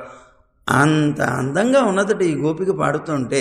అందుకని వీళ్ళందరూ కూడా ఆశ్చర్యపోయి, బా ఏం ఆశ్చర్యం, ఇంత అందంగా పాడుతున్నావు, లేత చిలుక ఎల్లే ఇలంకిలియే అని అంటున్నారట. ఈవిడ నాకు ముందు లేపినటువంటి గోపిక ఉన్నదే, ఆ గోపికని వీళ్ళు తిట్టొచ్చారు. ఏమన్నారు? నానాదాయి నావుడయాయి అన్నారు. సిగ్గులేనిదానా, మంచి బలం కలిగినటువంటి నాలుక కలిగిన దానా అని తిట్టారు నిన్న, మనం విన్నాం కదా. అలాంటి దెప్పుడు మాటలతో ఆమె వచ్చి నన్ను కూడా ఇలాగే నిద్రపోతున్నానని నన్ను తిడుతుందేమో అని అనుకున్నారు. వాళ్ళని తిట్టొచ్చింది, నన్ను భూషిస్తుందా, నేను అందంగా పొగుడుతుందా, తిడతారు అనుకున్నది. అయినా పర్వాలేదు. ఎందుకంటే అంటే ఇక్కడ ఒక రహస్యం ఉంది. ప్రపన్నులైనటువంటి వారు అంటే పరమాత్మని శరణాగతి చేసి జీవించేటువంటి వ్యక్తులు, ప్రాకృతులైనటువంటి వాళ్ళు అంటే లోకంలో లౌకికంగా బ్రతికేటువంటి వ్యక్తులు ఉంటారే, అలాంటి వాళ్ళ యొక్క నిందని స్తుతిగా భావించాలట. మహానుభావులైన వాడు ఎవరైనా మనని తిడితే పర్వాలేదులే, వాళ్ళ నింద మనకు ఒక స్తుతిలాగా భావించాలట. వారి యొక్క స్తుతిని నిందగా భావించారు. ఎవరైనా మనని పొగిడితే మాత్రం బాధపడాలట, పొగడకండి వద్దు. వాళ్ళు తిడితే మాత్రం నవ్వుకోవాలట, పర్వాలేదు. మనం చెప్పాను రహస్యం, మీకు గుర్తుందా? ఎవరైనా మనని తిడితే మన పాపం పట్టుకెళ్ళిపోతారు, ఎవరైనా మనని పొగిడితే మన పుణ్యం పట్టుకెళ్ళిపోతారు. అర్థమైందా? అందుకని వాళ్ళు ప్రపన్నులు అయినటువంటి వాళ్ళు ప్రాకృతుల యొక్క నిందను స్తుతిగాను, స్తుతిని నిందగాను భావించాలి అని. అందుకని సిగ్గుపడి మాట్లాడకుండా అలాగే పడుకున్నదట ఈ లోపల ఉన్నటువంటి గోపిక. వీళ్ళు అన్నారు కదా వెంటనే, ఎల్లే ఇలంకిలియే అన్నారు కదా. అబ్బబ్బో, నన్నేమిటి ఇలా పొగిడేస్తున్నారు వీళ్ళు, ఇంత అందంగా పాడుతున్నాం అని పొగిడేస్తున్నారు. పొగుడుతున్నారంటే ఇది వ్యంగ్యమో లేకపోతే నిజంగా పొగుడుతున్నారో తెలియటం లేదు అని సిగ్గుపడింది. ఆ నిందని, పొగడతని నిందగా భావించాలి కదా ప్రపన్నులు. అది అలా భావిస్తూ పాపం మాట్లాడకుండా పడుకుండిపోయిందిట ఆ గోపిక. ఇన్నమ్ము రంగుదియో, ఏమా ఇంకా నిద్రపోతున్నావా అని గట్టిగా కేకలేశారట. అంటే అర్థం ఏంటి? నువ్వేమో అందరికీ చెప్తావు భాగవత గోష్ఠిని సేవించాలి, భాగవత గోష్ఠిని సేవించాలని ఎంతో ఆరాటపడుతూ ఉంటావు. అలాంటి దానివి ఇంతమంది భాగవతత్వంలో మేమందరం కూడా వచ్చి ఇక్కడ ఉంటే మమ్మల్ని సేవించకుండా లేదా మా గోష్ఠిలో కలవకుండా అలా ఉంటావా, ఇంకా నిద్రపోతున్నావా అన్నారట వీళ్ళు. అంటే ఎలాంటి పాషాణం లాంటి అంటే రాయి లాంటి మనస్సు కలిగినటువంటి వాళ్ళైనా కూడా ఇతరుల యొక్క ఆర్తిని చూసి సహించలేరు కదా. మరి నీ మనస్సు ఆ రాయి లాంటిది కాదే. మేము ఇక్కడ వచ్చి ఆర్తి పడుతున్నాం, ఇంతసేపు గొడవ పెడుతున్నాం, అమ్మా లే లే లే అని మమ్మల్ని పట్టించుకుని కూడా పట్టించుకోవట్లేదే అని వాళ్ళు అన్నారట. ఎట్లా ఉందిట ఇది అంటే, శ్రీరామాయణంలోనే రాముడి దగ్గరికి ఋషులు వస్తారు వనవాసంలో ఉన్నప్పుడు. వాళ్ళందరూ కూడా వచ్చి వాళ్ళు రాముడితో అంటారు కదా, ఏహి పశ్య శరీరాన్ని అని, మా శరీరాన్ని చూడవయ్యా, మేము ఎలా కృషించిపోతున్నామో. ఎందుకు ఈ దండకారణ్యంలో ఉన్నటువంటి రాజులు ఎవరైతే ఉన్నారో, అదే రాక్షసులు ఎవరైతే ఉన్నారో, ఆ రాక్షసులందరూ కూడా మమ్మల్ని పీడిస్తున్నారు, మమ్మల్ని మేము బ్రతకలేకపోతున్నాం, నువ్వు ఎలాగైనా సరే మమ్మల్ని రక్షించాలి అని ప్రార్థించారట. అప్పుడు హ్రీరేషాహి మమాతుల యదీదృశైరహం విప్రైరుపస్థైరుపస్థిత.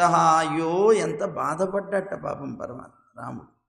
చీచీచి, నేను ఎవరి దగ్గరికి వెళ్ళి మీ కష్టాలు ఏమిటి అని తీర్చవలసినటువంటి క్షత్రియ వంశంలో పుట్టినటువంటి వ్యక్తిని, అలాంటి నేను వెళ్ళి వాళ్ళని అడగవలసింది వాళ్ళు వచ్చి నన్ను అభ్యర్థిస్తున్నారంటే చీచీచి అనుకున్నట్ట పాపం రామచంద్రుడు. బ్రాహ్మణులు వచ్చి చెప్పుకోవాలా, ఇది ఎంత లజ్జాకరమైనటువంటి విషయం అన్నట్టుగా బాధపడ్డట. ఏమా అలాంటి వార్తలన్నీ కూడా విన్నావు కదా. రాముడు ఏమన్నాడు, నేను వెళ్ళి వాళ్ళని పలకరించి వాళ్ళ కష్టాలేమిటో తెలుసుకోవాల్సినటువంటి వాడిని వాళ్ళు వచ్చి నన్ను అడుగుతున్నారే అన్నట్లుగానే ఉంది నీకు మాకు ఉన్నటువంటి సంబంధం. నువ్వొచ్చి మా దగ్గరికి మాకేంటి అనేటువంటి, మాకేం కావాలి, నేనున్నాను మీకేం పర్వాలేదు నా అభయం ఇవ్వాల్సినటువంటి వ్యక్తివి, మేమందరం వచ్చి ఇదో నిన్ను అడుక్కోవాల్సినటువంటి అవసరం ఏర్పడిందంటే, అదిగో ఆ రాముడు అట్లా అన్నాడే, అదిగో అలాగే నువ్వు కూడా సిగ్గుపడాలమ్మా, చీచీచి ఇంకా నిద్రపోతున్నావా అంటున్నారట. ఇన్నంబు రంగుదియో అనేటప్పటికే లోపల ఉన్నటువంటి గోపిక చివుక్కు అన్నదట. మనస్సు చాలా కష్టపడిపోయిందిట. ఏమిటి నన్ను ఇలా పట్టుకొని అడిగేస్తున్నారు వీళ్ళు అని వెంటనే అన్నదట, సిల్లెన్నజయేన్ మిన్ అన్నదిట. అంటే చివుక్కుమని అదిగో గట్టిగా ఎలుగెత్తి పిలుస్తున్నారు. ఇలా అరవకండరా, నేను భగవంతుని గురించి ఆలోచన చేస్తున్నాను, నిండుగా మనస్సు పరమాత్మని గురించి ఆలోచిస్తుంటే మధ్యలో మీ గొడవ ఏమిటి, అరవకండి అన్నదిట. సిల్లెన్నజయేన్ మిన్, గొల్లుమని అరవకండి అని అంటుందట. అంటుంటే కృష్ణుడికి సంబంధమైనటువంటి దీనికి భంగం కలుగుతున్నది. అంటే ఇప్పుడు ఎవరికైనా సరే భగవత్ సంబంధమైనటువంటి ధ్యానమో తపస్సు లేకపోతే ఏదైనా పారాయణం చేసుకుంటుంటే, జపమో చేస్తుంటే ఎవరైనా గొడవ చేశారనుకోండి, చాలా చికాకు వచ్చేస్తుంది, విసుగు పుడుతుంది. భగవత్ సంబంధమైన ప్రసంగం జరుగుతున్నప్పుడు, ఆ అమృతాన్ని పానం చేస్తున్నప్పుడు మధ్యలో ఏది కలిగినా కూడాను సహించలేరు. ఎలాగో అలాగే ఈ గోపిక కూడా అంటోందిట. మనకి ఇలాంటి సంఘటన ఒకటి జరిగింది పూర్వం, శ్రీరంగంలో జరిగిందిట. శ్రీరంగ క్షేత్రంలో భగవంతుడు శ్రీ రంగనాథుడి యొక్క కోవెలకి వెనకాల చంద్ర పుష్కరిణి అనేటువంటి ఒక పుష్కరిణి ఉన్నది. ఆ పుష్కరిణికి ఎడమవైపు ఒక పొన్న వృక్షం ఉంటుంది. అది చాలా ఏకాంత స్థలం, అక్కడికి తొందరగా ఎవరు రారు, చాలా ఏకాంతంగా ఉంటుంది, ప్రశాంతంగా ఉంటుంది. అక్కడికి వెళ్ళి జపతపాదులు కూడా చేసుకోవచ్చు. అందుకని అక్కడ పెద్దలందరూ కూడాను భగవద్విషయం అని చెప్పబడేటువంటి తిరువాయిమొழிకి వ్యాఖ్యానం, దాని కాలక్షేపం చేస్తూ ఉండేవారట. అక్కడ అందరినీ కూర్చోబెట్టి చక్కగా అందరికీ చెప్తూ ఉండేవారట. సరే, మంచి రసవత్తరమైనటువంటి ఘట్టం నడుస్తూ ఉండగా బలిహరణ కోసం అని పెరుమాళ్ళు అటువైపు వేయించేసేవారు. మరి పెరుమాళ్ళు వస్తున్నారంటే బాజాలు భజంత్రీలు ఇవన్నీ ఉంటాయి కదా, దడదడలాడుతూ ఉండేవి, శబ్దాలు చేసుకుంటూ వాళ్ళు వచ్చేవారు. అలా వచ్చినప్పుడు వెంటనే అదిగో పెరుమాళ్ళు వస్తున్నారని టక్కన కూర్చున్న వాళ్ళందరూ కూడా లేచేవారట. రసవత్తరమైనటువంటి ఘట్టం టక్కన ఆగిపోయేది. అదిగో పెరుమాళ్ళు వస్తున్నారు, పెరుమాళ్ళు వెళ్ళేదాకా ఎవరు కూర్చోరు, నిలబడే ఉంటారు, వారిని సేవిస్తూ ఉంటారు. ఆ శబ్దాల గొడవ ఇలా నడుస్తూ ఉండేదిట. చాలా బాధ వేసేదిట. చెప్పేటువంటి పెద్దలు, మనవాళ్ళ మామూలు చెప్పేవారట, వారికి అనిపించేదిట, అబ్బాబ్బాబ్బాబ్బా, ఈ కాలక్షేప విరోధి ఎక్కడి నుంచి వచ్చాడు మాకు అనుకునేవారట పెరుమాళ్ళని. అదే వారు ఒక పేరు పెట్టేశారు పెరుమాళ్ళకి, కాలక్షేప విరోధి అని పెట్టేవారు. చక్కగా వైభవంగా ఎంతో రసవత్తరమైనటువంటి విధానంలో పరమాత్మ యొక్క అనుభవం ఇక్కడ జరుగుతుంటే మధ్యలో ఈ గొడవ ఏమిటి, రోజు కూడా ఈ సమయానికి ఇలా వచ్చి మాకు భంగం చేస్తున్నాడు ఈ కాలక్షేప విరోధి అని ఆయన అన్నారట. అని బాధపడుతూ ఉంటే పెరుమాళ్ళు తెలుసుకొని అర్చక ముఖంగా ఆ దారి తప్పించి ఇంకో దారిలో వెళ్ళేలాగా అర్చకుల్ని శాసించారట. అందుకని ఆ దారిని తప్పించి వెళ్ళిపోయేవారు. అంటే భగవంతుని గురించి ఆలోచన చేస్తున్నప్పుడు ఏదైనా సరే చాలా బాధ కలిగిస్తుంది, దుఃఖాన్ని కలిగిస్తుంది. అలాగే నారాయణుడు శ్వేతద్వీపానికి వెళ్ళాడు ఒకసారి. శ్వేతద్వీపంలో కూడా పరమపదంలో ఒక భాగం అది, వైకుంఠధామంలో. ఆ శ్వేతద్వీపంలో భగవంతుణ్ణి ధ్యానం చేస్తూ ఉంటారు అందరూ కూడా. అలా ఉండేటువంటి శ్వేతద్వీపానికి వెళ్ళారట పెరుమాళ్ళు ఒకసారి. ఆ సందర్భంలో నారద మహర్షి కూడా ఉన్నారు. లోపలికి వెళ్ళేటప్పుడు నారద మహర్షితో పెరుమాళ్ళు అన్నారట, నువ్వు ఇక్కడే ఉండవయ్యా, నువ్వు రావద్దు లోపలికి అన్నట్టు. ఎందుకంటే ఈయన ఎలాంటివాడు, నారద మహర్షి అంటే ఎలాంటివాడు, సాక్షాత్తు దేవేరులతో పాటుగా పెరుమాళ్ళు ఏకాంతంగా ఉన్నటువంటి సమయంలో కూడా అక్కడే ఉండేటువంటి కొన్ని వస్తువులు ఉంటాయి. ఏమిటవి? దీపపు సమ్మె, అలాంటి వాడు నారదుడు కూడా. అంటే అంత ఏకాంత భక్తుడు అన్నమాట. అంతటి ఏకాంత భక్తుడైనటువంటి అతన్ని కూడా ఆ పెరుమాళ్ళు లోపలికి వెళ్ళేటప్పుడు మీరు రావద్దు, నువ్వు ఇక్కడే ఉండు, నీ కాఠిన్యాన్ని అక్కడ ఉండేటువంటి వాస్తవ్యులందరూ కూడా సహించలేరు సుమా, నువ్వు అక్కడే ఉండు అన్నారు. ఎందుకు? ఈయన నారాయణ నారాయణ నారాయణ అంటూ ఉంటారు కదా, గానం చేస్తుంటారు కదా, వాళ్ళందరూ ధ్యానం చేస్తున్నారు కదా, ఆ ధ్యానానికి, ఆ పరమాత్మ సంబంధమైనటువంటి ఆ ధ్యానానికి భంగం కలుగుతుంది అని ఆయన్ని కూడా బయటికి నిలిపేసి వెళ్ళారట. అలాగా భగవత్ సంబంధమైనటువంటి ప్రసంగానికి తప్పనిసరిగా ఇలాంటివి జరుగుతాయి అన్నారు. అందువల్ల ఈ లోపల ఉన్నటువంటి గోపిక కూడా పరమాత్మను అనుభవిస్తోంది. వీళ్ళు వచ్చి ఇలా గట్టిగా అగుడుస్తూ ఉండేటప్పటికే సిల్లన్ అజయన్ మిన్, అరే గొల్లుమని అరవకండరా అన్నదిట. అని వెంటనే వీళ్ళు అన్నారట, అబ్బా నీకెంత అసహ్యకరమైనటువంటి కారణం కలిగిందా? మేము అంత అసహించుకోదగినటువంటి వాళ్ళం అయ్యామా? అవునులే అని వీళ్ళు కూడా అంటున్నారట. అమ్మా, నిన్ను విడిచి ఒక్క క్షణమైనా కూడా బ్రతకలేనటువంటి మమ్మల్ని ఎంత మాట అన్నావు? అరవకండరా ఏంటి గొల్లుమని అరుస్తారని ఇంత చెదిరించుకున్నావా మమ్మల్ని?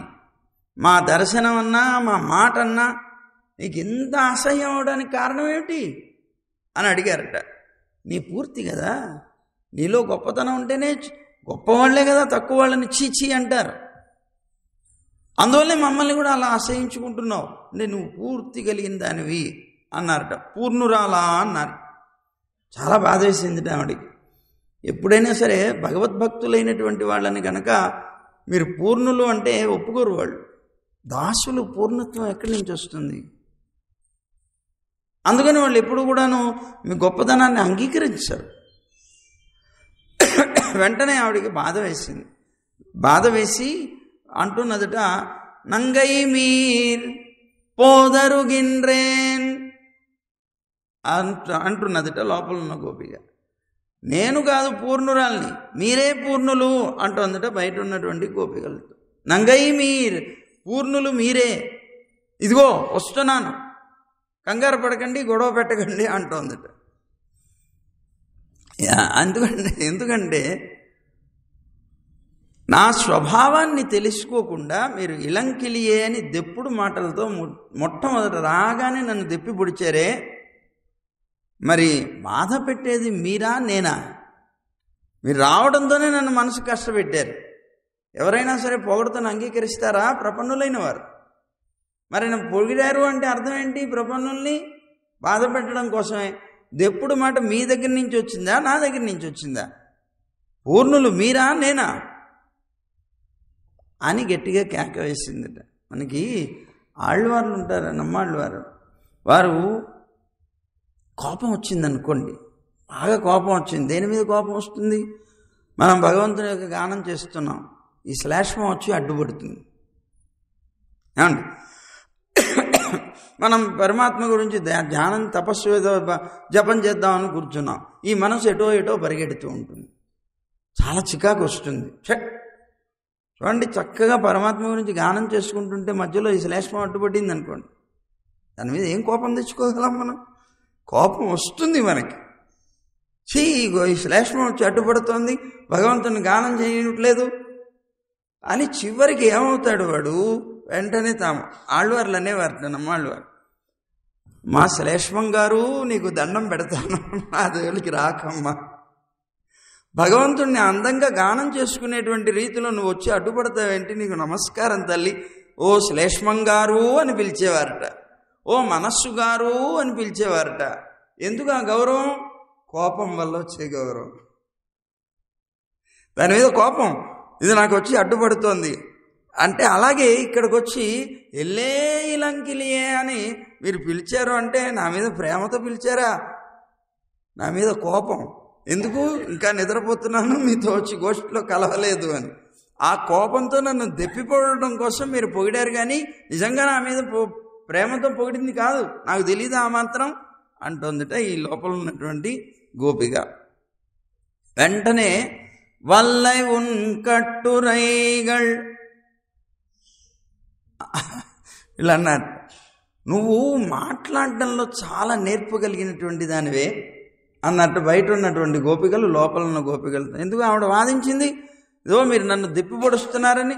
ఆ కోపంతో వల్లై ఉన్ కట్టురైగల్, నీ మాటలలో ఉన్నటువంటి మాధుర్యం, అబ్బో ఎంత గొప్పదో, నీ యొక్క పుల్ల విరుపు మాటలున్నాయే అంటున్నట్టు వీళ్ళు. ఆ మాధుర్యం ఏమిటి? పుల్ల విరుపు మాటలే అన్నమాట. అంటే కొంతమంది మాట్లాడుతుంటారు, చాలా వ్యంగ్యంగా మాట్లాడతారు. వాళ్ళ నోట్లోంచి వచ్చేవన్నీ వ్యంగ్యపు మాటలే. వాళ్ళు ఏం మాట్లాడినా వ్యంగ్యంగానే మాట్లాడతారు. కొంతమంది మాట్లాడుతూ ఉంటే వీళ్ళు తిడుతున్నారా పొగుడుతున్నారో తెలియదు. వాళ్ళు మనల్ని తిడుతున్నారా పొగుడుతున్నారా అర్థం కాదు. ఈ మధ్య ఎక్కడో చిన్న కార్యక్రమం జరిగింది, మేము వెళ్ళాం. అక్కడికి ఇంకో జీఆర్ స్వామి వారు కూడా ఒకరు ఏం చేశారు. ఆ కార్యక్రమంలో ఉన్నటువంటి ఒక ఆయన మాట్లాడేవన్నీ కూడాను ఇలాగే ఉంటాయి, విరుపు మాటలే ఉంటాయి. ఇదిగో ఇప్పుడు ఎల్లే ఇలంకిలి అన్నట్టుగానే మాట్లాడుతుంటారు అని భావన ఆయన. సరే, మొత్తం మీద ఈయన మాట్లాడుతూ ఉంటే మా దగ్గరకు వచ్చి, ఈయన పొడుతున్నారా తిడుతున్నారా అండి స్వామి అని అడుగుతున్నారు. అంటే అర్థం ఏమిటి? ఇక్కడ కొంతమంది యొక్క స్వభావం అలా ఉంటుంది. అదిగో అలాగే ఇక్కడ వల్లై ఉన్ కట్టురైగల్, మా మాధుర్యం కలిగినటువంటి నీ యొక్క పుల్ల విరుపు మాటల్ని మేము విన్నాంలే అంటున్నారట. పండే ఉన్ వాయరిదుం, ఇది ఇవాళదా? నీకు మాకు సంబంధం ఇవాళదా? అబ్బో, ముందు నుంచి మాకు తెలుసు నీ మా నోట్లో ఉన్న బలం ఏమిటో, నీ యొక్క నోట్లో నుంచి వచ్చేటువంటి మాటల యొక్క విరుపు ఏమిటో మాకు అన్నీ తెలుసమ్మా. పండే ఉన్ వాయరిదుం, పూర్వమే నీ యొక్క నోటి మాటలు ఏమిటో అన్నీ మాకు తెలుసు అని. ఎప్పుడైనా మాట మధురంగా ఉన్నప్పుడే ఎవరైనా సరే లోకం అంతా ప్రేమిస్తుందట. వాంగ్ మాధుర్యాత్ సర్వలోక ప్రియత్వం అని అంటారు. వాక్ పారుష్యాత్ సర్వలోక అప్రియత్వం. వాంగ్ మాధుర్యాత్, మధురమైనటువంటి మాట కనుక నీ దగ్గర ఉన్నది అంటే లోకమంతా కూడాను ప్రేమిస్తుంది. నీ నోట్లో నుంచి వచ్చేటువంటి మాట కఠినమైంది అంటే లోకమంతా కూడా అప్రియంగా చూస్తుంది, నిన్ను నీ దగ్గరికి రావడానికే ఇష్టపడదు. కనుక అంటే మధురమైన మాట అంటే ఏమిటండి? తీగలాగా గొంతుండాలా? అది కాదండి. మధురమైన మాట అంటే అర్థం ఏమిటి? ఎదుటివారి యొక్క మనస్సుకి కష్టం కలిగించనటువంటి మాట. మనం మాట్లాడేటప్పుడు ఎదుటి వాళ్ళ యొక్క మనస్సు కష్టపడకూడదు, ఆనందపడాలి. అబ్బా, వీళ్ళతో ఎంతసేపు మాట్లాడినా ఇలా మాట్లాడాలనే అనిపిస్తుందండి. అమ్మో, ఎవరి దగ్గరికైనా వెళుతూ నువ్వు కూడా వస్తావా అన్న, అమ్మో నేను ఆయన నోట్లో నోరు పెట్టలేమండి. అలా భయపడేలాగా ఉండకూడదు అన్నమాట. అందువల్ల వాంగ్ మాధుర్యాత్, నీ కనుక వాక్కు చాలా మధురంగా ఉన్నట్లయితే అందరూ ప్రేమిస్తారు. కనుక ఇక్కడ ఏమంటున్నారట? వల్లై ఉన్ కట్టురైగల్ పండే ఉన్ వాయరిదుం, నీ నోటి నుంచి వచ్చేటువంటి మాటల యొక్క విరుపు మాకు ఎప్పటి నుంచో తెలుసు, మాకు పరిచయం ఉన్నది. గుణమని దోషమని నీ దగ్గర రెండు ఉన్నాయా? నీ డిక్షనరీలో ఎప్పుడు అవి కనిపించవు. గుణము దోషం అని రెండుగా వేరువేరుగా కనిపించవు. నువ్వు చెప్పిందే గుణం, మేం చెప్పిందే దోషం. మేమేం చెప్తే అది దోషం అంటావు, నువ్వేం చెప్తే అది గుణం అంటావు. ఇదే కదా గుణదోషాలకి అర్థం నీ గంటువులో అన్నారట గోపికలందరూ కూడా. వెంటనే లోపల ఉన్నటువంటి గోపిక అన్నదట, వల్లీర్గళ్ నీంగళే, సమర్థులు నేను కాదమ్మా మీరే. ఇలా చెప్తున్నారే, ఇప్పుడు చూడండి ఎలా చెప్తున్నారు. నా నోరు మూయించే ప్రయత్నం మీరు చేయట్లేదా? ఇప్పుడు సమర్థులు ఎవరు? మీరే సమర్థులు అంటోందట. ఆ మాట నేర్పగలిగినటువంటి వాళ్ళు మీరు అని ఈ గోపిక లోపల నుంచి గట్టిగా కేక పెడుతోందట. కానీ వెంటనే అనుకున్నదట, ఎందుకు భాగవత స్వరూపం తెలిసినటువంటిది కదా. ఇప్పుడు మనలో ఒక్కొక్కసారి వివేకం అనేటువంటిది అడుగుంటుంది, కప్పబడుతుంది. మనం ఎవరు ఏమిటి అనేది చూసుకోకుండా దడదడ మాట్లాడేస్తున్నప్పుడు ఒక్కసారి మళ్ళీ వివేకం జాగృతం అవుతుంది. అరే ఏంటి పొరపాటు మాట్లాడుతున్నాను, అయ్యో వీళ్ళతో అలా మాట్లాడకూడదు కదా, ఇలా మాట్లాడేస్తున్నాను ఏమిటి అని పొరపాటు అయిపోయిందని ఏదో తొందరపాట్లో అలా అనేసాను, ఏమనుకోకండి అంటుంటాను చూడండి. అదిగో అలాగే ఈ గోపిక కూడా భాగవత వైభవం తెలిసినటువంటిది కనుక వెంటనే శ్రీ వైష్ణవ స్వరూపం గుర్తుకొచ్చిందట ఆవిడికి. అయ్యో, ఈ విషయం మనకి తిరుమంత్రంలో ప్రణవం చెప్తుంది. 3 పదాల చేత భాగవత శేషత్వాన్ని బోధిస్తుంది. ఇవన్నీ తెలిసినటువంటి నేను కూడా ఇలా మాట్లాడుతున్నానేమిటి అని అనుకున్నదట తాను. కైంకర్య నిత్య నిరతై భగవదేక భోగై నిత్యైరనుక్షణ నవీన రసాంధ్ర భావై నిత్యాభివాంఛిత పరస్పర నీచ భావై మద్దేవతైరపి జనైస్తవ సంగనీయ. అంటే ఏంటిట స్వామి, నిత్యము కూడా నీ సేవ చేయాలనేటువంటి ఆసక్తి కలిగి ఉన్నటువంటిది, నీకన్నా ఇతరమైనటువంటి ఏ పదార్థాల యందు కూడా భోగ్యమైనటువంటి బుద్ధి లేనటువంటిది, ప్రతి క్షణంలో కూడా నిన్ను అపూర్వంగా అనుభవించడం చేత కలిగేటువంటి ఒక ఆనందం చేత కరిగిపోతున్నటువంటి హృదయం కలిగినటువంటి వాళ్ళు ఎవరైతే ఉంటారో తమలో తాము ఒకరికన్నా ఒకరు నీచులమని భావిస్తూ ఉంటారట. పరమాత్మని ఇంత గొప్పగా అనుభవించేటువంటి వాళ్ళు ఎవరైతే ఉంటారో వాళ్ళని ఎప్పుడు గొప్పగా అనుకోరట. అందరికన్నా నేనే తక్కువ, అందరికన్నా నేనే తక్కువ అని భావిస్తారట. ఇదేమి ఇన్ఫీరియారిటీ కాంప్లెక్స్ కాదండి. అంటే తాను ఎప్పుడూ తక్కువగా ఉండాలి అని భావిస్తారు. అందరికన్నా వాళ్ళే గొప్పగా ఉండాలి. ఇది ఎవరు భావిస్తారు? మంచి హృదయం కలిగినటువంటి. ఆ కీర్తితో వాళ్ళకి వస్తే మంచిదే, ఆనందిస్తాను నేను, నాకు రాకపోయినా దుఃఖమేం లేదు అన్నట్లుగా జీవనం సాగిస్తారట.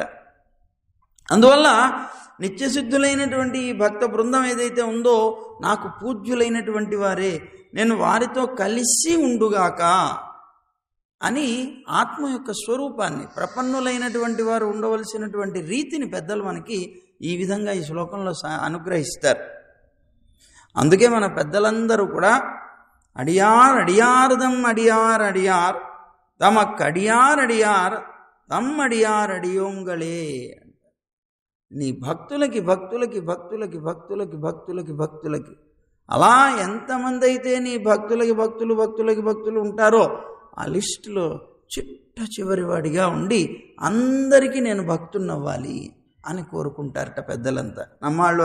ఆళ్వారు ఇదే అడుగుతున్నారు ఇక్కడ. అదే కులశేఖర ఆళ్వార్లు కూడా త్వద్భృత్య భృత్య పరిచారక భృత్య భృత్య భృత్యస్య భృత్య ఇతి మాం స్మర లోకనాథ. ఓ పరమాత్మ, నన్ను అందరికీ భృత్యుడిగా నన్ను భావించవయ్యా అని అడుగుతున్నారట. ఇక్కడ శ్రీవైష్ణవ లక్షణాన్ని చాలా అద్భుతంగా చెప్పినటువంటి ఒక మహానుభావుడు ఉన్నారు. ఎవరు? భరతుడట. భరతుడు యథార్థంగా దోషం చేయలేదు కదండి. రామచంద్రుడు వనవాసానికి వెళ్ళడానికి భరతుడు కారణం కాదు, కైకేయి కారణం. కైకేయి కోరినటువంటి విధానంలో భరతుడు అసలు తెలియని కూడా తెలియదు. కానీ లోకమంతా కూడాను భరతుడిని నిందించింది. కాదు, భరతుడు అంటట, కొంతమంది అన్నారట భరతుడి దగ్గరికి వచ్చి, నాయనా నీదెందుకు ఇంది తప్పు, అసలు నీ తల్లి అయినటువంటి కైకేయి కూడా అసలు తప్పు లేదయా, మందర అని ఉంది కదూ, అదిగో ఆ గూనిది వచ్చి ఆ మందర వచ్చి ఆ కైకేయి యొక్క మనస్సును చెడగొట్టింది. యథార్థంగా కైకేయికి రాముడు అంటే చాలా ఇష్టం, రాముడంటే మహాప్రీతిట. అలాంటి ఆ కైకేయి యొక్క మనస్సుని చెడగొట్టింది మందర అని లోకంలో అందరూ కూడా మందరని తిడుతూ ఉంటారు. భరతుడు అంటున్నాడు ఈ మాట. నా మందరాయా, రామచంద్రుడు వనవాసానికి వెళ్ళడానికి కారణం మందర కాదు. మరి మందర కాకపోతే ఇంకెవరండి? ఇంకా కొంతమంది అంటారట, మందర బుద్ధి లేనిదైతే ఇంతలా ప్రేమించేటువంటి కైకేయి బుద్ధి ఏమైపోయింది అని అన్నారు. అందుకని కైకేయిని తిట్టారట కొంతమంది. నచ మాతురస్యాహ, ఈ దోషం మందరది కాదు, మందర మాట విన్నటువంటి మా తల్లిది కాదు అన్నట్ట. కొంతమంది అన్నారట, ఏమండి కైకేయి అలా చెప్తే మాత్రం, అలా అడిగితే మాత్రం ఇంత వ్యామోహం ఏమిటండి, ఆవిడ మీద ఇంత వ్యామోహం చెంది తాను ప్రతిజ్ఞ చేశాడు, రేపు నేను పట్టాభిషేకం చేస్తానని. అలా చేసినటువంటి వ్యక్తి అదిగో ఆవిడ మీద ఉండేటువంటి వ్యామోహం చేత రామచంద్రుడిని వనవాసానికి పంపించడం ఏమిటండి, పెద్దవాడైపోయి బుద్ధంతా కూడా చెలించిపోయింది అని తండ్రిని తిడుతూ ఉంటారు. మా తండ్రిని దోషో నరాజ్ఞ, ఈ దోషం నా తండ్రిది కూడా కాదు. కొంతమంది అన్నారు కదా, పోనీ ఆ ఉన్నటువంటి ఆ దశరథుడు పెద్దవాడయ్యాడో లేకపోతే వ్యామోహం చేతనో మొత్తం మీద పంపించాలనుకున్నాడు అనుకోండి. రాముడు జ్యేష్ఠుడు కదా, జ్యేష్ఠుడైనటువంటి రామచంద్రుడు తండ్రి ఇది అన్యాయం కదా, మన వంశంలో జ్యేష్ఠుడైనటువంటి వాడు కదా రాజు కావాలి, నువ్వెలా పంపిస్తున్నావు నన్ను అని నిలదీసి తండ్రిని అడిగి తాను రాజు కావాలి. అయినా అదేమీ లేకుండా తండ్రి నువ్వు కాకి చేత కబురు పంపించినా నేను వెళ్ళిపోతాను కదా అన్నాడు. నన్ను ఇంత దూరం పిలిపించి నువ్వు నాకు ప్రత్యేకంగా చెప్పాల్సిన అవసరం ఏమిటి? ఒక కాకి చేత కబురు పంపించినా నేను ఎక్కడున్నానో అక్కడి నుంచి వెళ్ళిపోతాను. నేను నా తండ్రి యొక్క ఆజ్ఞకి అంత గొప్ప విలువ ఉన్నది నా దగ్గర అని అనుకోవడం ఏమిటండి? లక్ష్మణస్వామి చూడండి, వెంటనే రామచంద్రుడికి ఇలాంటి పరిస్థితి వచ్చేటప్పటికి సహించలేకపోయాడు. అన్నా తీసుకో, బాణం తీసుకో, ధనం తీసుకొని యుద్ధం చేసి పారేద్దాం, ఏంటి వీళ్ళు, నిన్ను నేను రాజుని చేస్తాను అని గొడవ చేశాడే. అలా అనకుండా ఈ రాముడు ఏంటండి ఇలాంటి మాటలు మాట్లాడాడు, ఏదో నీ కాకి చేత కబురు పంపిస్తే నేను వెళ్ళిపోతాను, ఇంత దూరం ఎందుకు పిలవాలి అని వెళ్ళిపోయాడేమిటి అని నా రామచంద్రుని లోకంలో చాలామంది దూషిస్తూ ఉంటారు. నచ రాఘవస్య, ఆ రాఘవుడిది కూడా దోషం కాదు. మరి వీళ్ళెవ్వరిది దోషం కాకపోతే ఈ దోషం అంతా ఎవరిదయ్యా? మత్పాపమేవ అత్ర నిమిత్తమాసీత్ వనప్రవేశే రఘునందనస్య. రామచంద్రుడు వనంలోకి వెళ్ళడానికి కారణం ఏమిటి అంటే నా పాపం అన్నాడు. ఇది వాళ్ళది తప్పు కాదు, లోకమంతా వాళ్ళని తిడుతోంది, కానీ నా పాపం, నా ప్రారబ్ధం అనేటువంటిది ఇదిగో ఇక్కడ నిమిత్తమైంది. నా ప్రారబ్ధమే రామచంద్రుని వనవాసానికి పంపించి అని వలవలా వలవలా ఏడ్చాట. ఇది శ్రీ వైష్ణవ లక్షణం. అంటే అర్థం ఏమిటి? ఎంతోమంది ఎవరినో తిడుతూ ఉంటారు, కానీ వాళ్ళది దోషం కాదు, నాదే అని ఒకవేళ దోషం లేకపోయినా కూడా ఆరోపించుకోగలిగేటువంటి హృదయం కలిగినటువంటిది శ్రీ వైష్ణవులంటే. ప్రపన్నులంటే అలాంటి వాళ్ళు. మనం మన దగ్గర ఉన్న తప్పుని కూడా కప్పిపుచ్చుకొని ఇంకొకళ్ళ మీదకి తోసిపారేస్తూ ఉంటాం. మన పద్ధతి అది. మనం వైష్ణవులం అవుతామా? అవలేం. ప్రపన్నులం కాలేం మనం. ప్రపన్నుడు నిజంగా తన మీద దోషం లేకపోయినా, వాళ్ళు ఎవరైనా మన మీద దోషాన్ని ఆరోపిస్తుంటే, వాళ్ళు దోషులుగా ఉండి మనని ఆరోపించినా వాళ్ళని అంగీకరిస్తూ నిజమే, సరే నేనే దోషిని, పర్వాలేదు వదిలేసేయి అని తన మీద దోషాన్ని ఆరోపించుకొనైనా సరే ఆ విధమైనటువంటి రీతిని పోగొట్టుకునేటువంటి, అంటే ఆ వివాదాన్ని అంతటితో పరిసమాప్తం చేయగలిగేటువంటి రీతి, అది వైష్ణవ లక్షణం. అంటే అది చూపిస్తాడు భరతుడు అన్నమాట. అంటే ఏమంటున్నాడు? న మందరాయా నచ మాతురస్యా దోషో నరాజ్ఞ నచ రాఘవస్య మత్పాపమేవాత్ర నిమిత్తమాసీత్ వనప్రవేశే రఘునందనస్య. ఇది వైష్ణవ లక్షణమయ్యా అని గుర్తుకొచ్చింది ఆవిడకి. అరే నేను ప్రపన్నురాలని, నేనేమిటి వాళ్ళతో ఇలా గయ్యమని లేచి గొడవ పెట్టేస్తున్నాను అని గుర్తుకొచ్చి టక్కన నానేదానాయుడుగా, నిజమే మీరు కాదమ్మా, మీరు చెప్పినట్లుగా నేనే నేర్పరిని, సరే నన్ను అలాగే ఉండనివ్వండి, నేనే దోషిని, అంగీకరిస్తున్నాను అని అన్నదట. వెంటనే అని ఇంకా నేను చేయాల్సింది ఏమిటో మీరు చెప్పండి అని అడిగింది. అంటే వివాదానికి ఫుల్ స్టాప్ పెట్టేసింది అనమాట. ఎప్పుడు ఫుల్ స్టాప్ పడుతుంది? అంగీకరించినప్పుడు. అంగీకరించకపోవడానికి కారణం ఏమిటి? అహంకారం. అహంకారం అనేటువంటిది మనలో విజృంభిస్తున్నప్పుడు మనం దాన్ని అంగీకరించాం. మనం ఎప్పుడైనా అంగీకరించాము అంటే మన అహంకారం అణిగిపోయింది అని అర్థం. కనుక ఇదిగో ఈవిడ ఆ అహంకారం ఒక్కసారి తలెత్తింది. ఎవరికైనా ఒకసారి వస్తుంటుంది. మరి తినే ఆహారం అలాంటిది, రజోగుణం కదా. ప్రపన్నురాలు అయినప్పటికీ కూడా ఆవిడ యొక్క మనస్సులో ఒక్కసారి అహంకారం అనేటువంటిది వచ్చి వెంటనే వాళ్ళతో వాదిస్తూ తాను ప్రపన్నురాలని గుర్తుకొచ్చి, అరే నేను ఇట్లా చేయకూడదు, తప్పు కదా అని వెంటనే మళ్ళీ వచ్చి, ఆ నానేదా నాయుడుగా, నేనే చేశానులే, పొరపాటు నాదే, పర్వాలేదు, ఇంకా నేనేం చేయాలో చెప్పండి అని అడిగింది.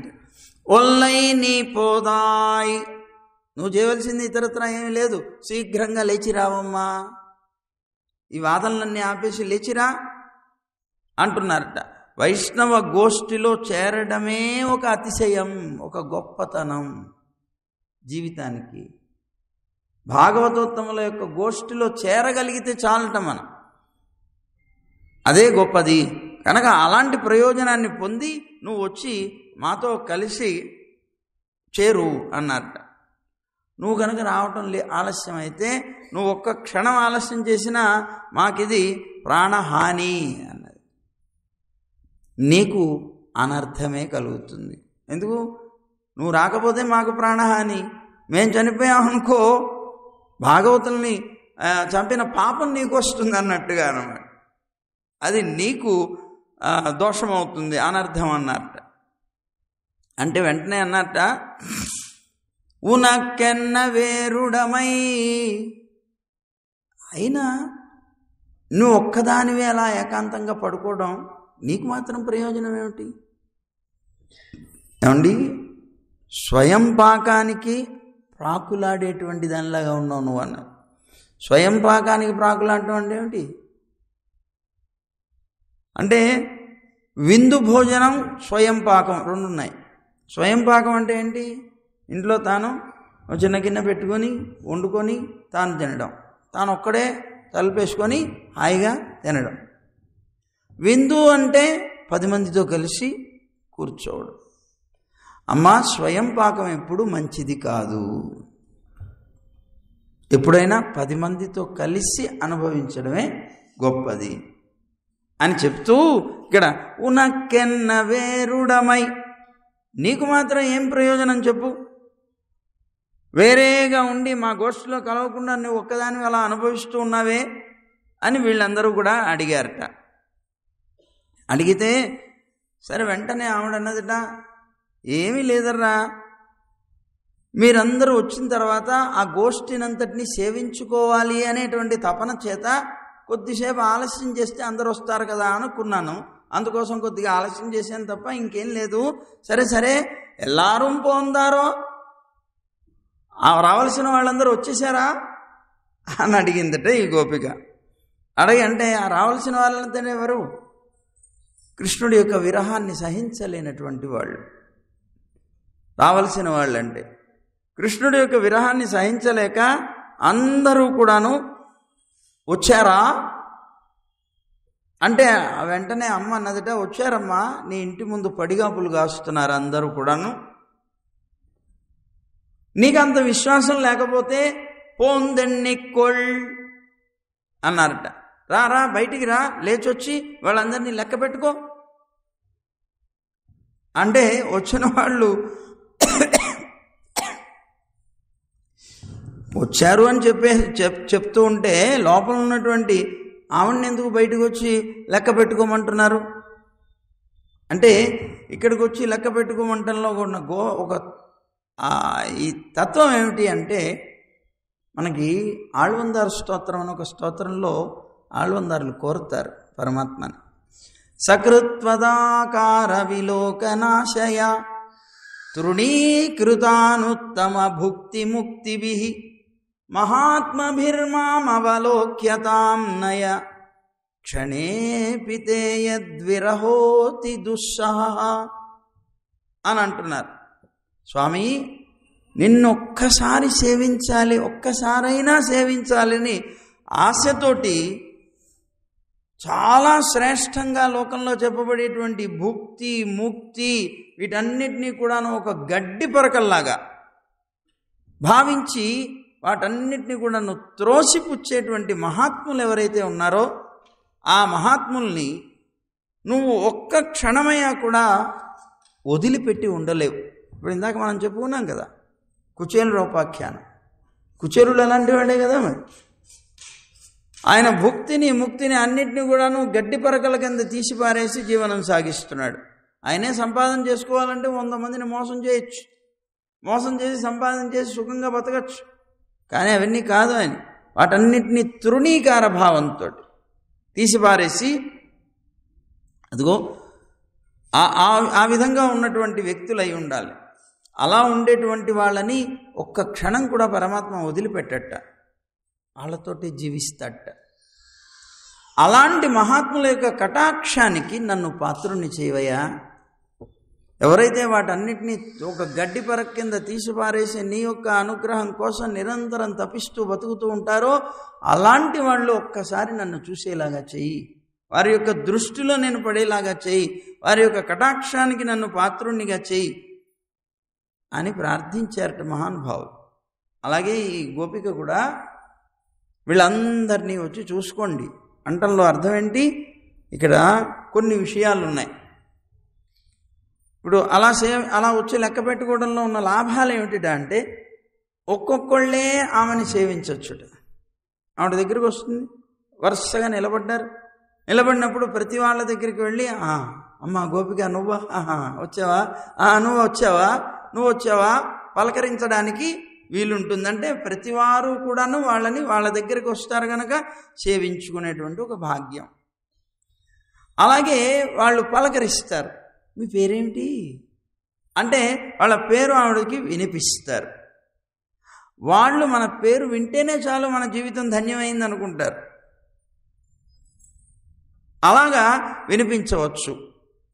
ఇంకొకటి ఏంటి, ఆమె ఇదిగో వచ్చారా అంటూ వాళ్ళని లెక్క పెట్టడంలో వాళ్ళని అలా స్పృశిస్తే ఆవిడ యొక్క కరస్పర్శ కూడా తగులుతుంది. 1, 2, 3 లెక్క వేస్తుంది అనుకోండి, ఆ కరస్పర్శ కూడా ఆ లాభం కూడా లభిస్తుంది. దాంతో సుఖించవచ్చు. తాము చాలా సంఖ్య అధికంగా ఉండడం చేత ఆమె లెక్క పెట్టడానికి కాలం పడుతుంది. ఆ కాలంలో ఆవిడ్ని సేవించవచ్చు. ఇది భాగవతోత్తముల మీద భాగవతోత్తములకు ఉన్నటువంటి ఒక ప్రేమ. ఇక్కడ చూడండి తమాషా, భగవంతుడి మీద భాగవతోత్తములకు కూడా అలాగే ఉంటుంది. గోపికలు ఏం చెప్పారు? ఓ గోపిక అడిగిందిట, నేను రోజు కృష్ణుడు రావాలి మా ఇంటికి, వెన్నంత అతనే తినాలని తీసేటప్పుడల్లా అనుకుంటానే, నిజంగానా అడిగిందిట ఈ గోపిక. అవును నిజంగాను. మరి నిజంగా అలా కోరుకునేదానివైతే ఉట్ల మీద ఎందుకు పెడుతున్నావు వెన్నని? కిందనే పెట్టచ్చుగా, ఆయన వచ్చి తీసుకుపోతాడు కదా, ఉట్టి మీద ఎందుకు పెడుతున్నావు అని అడిగింది. అడిగితే ఉట్టి మీద పెట్టే రహస్యం ఏంటో తెలుసునా? ఏమిటిది?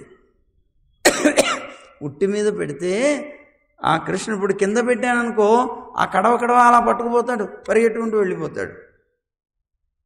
కానీ ఉట్టి మీద పెట్టడం వల్ల రోలు వేయాలి, రోలు మీద మనిషిని నిలపాలి, నిలిపిన దాని మీద మళ్ళీ అతను ఎక్కాలి, ఎక్కినటువంటి అతను దాన్ని వంచి దాంట్లో ఉన్నటువంటి వెన్నముద్ద తీయాలి, కింద ఉన్నటువంటి అందరికీ పంచాలి, వాళ్ళతో పాటు తాను తినాలి. ఎంతసేపు పడుతుంది? కింద పెడితే టక్కన పట్టుకొని వెళ్ళిపోతే ఎంతసేపు? నేను ఉట్టిలో పెట్టడం వల్ల ఇంతసేపు నేను ఆ తలుపు చాటును కూర్చొని హాయిగా కృష్ణుణ్ణి అంతసేపు నేను దర్శనం చేసుకోవచ్చు కదా, అందుకోసం ఉట్టిలో పెడుతుంటాను అన్నదిట. భక్తులైనటువంటి వాళ్ళు పరమాత్మ గురించి అలా తపిస్తారు.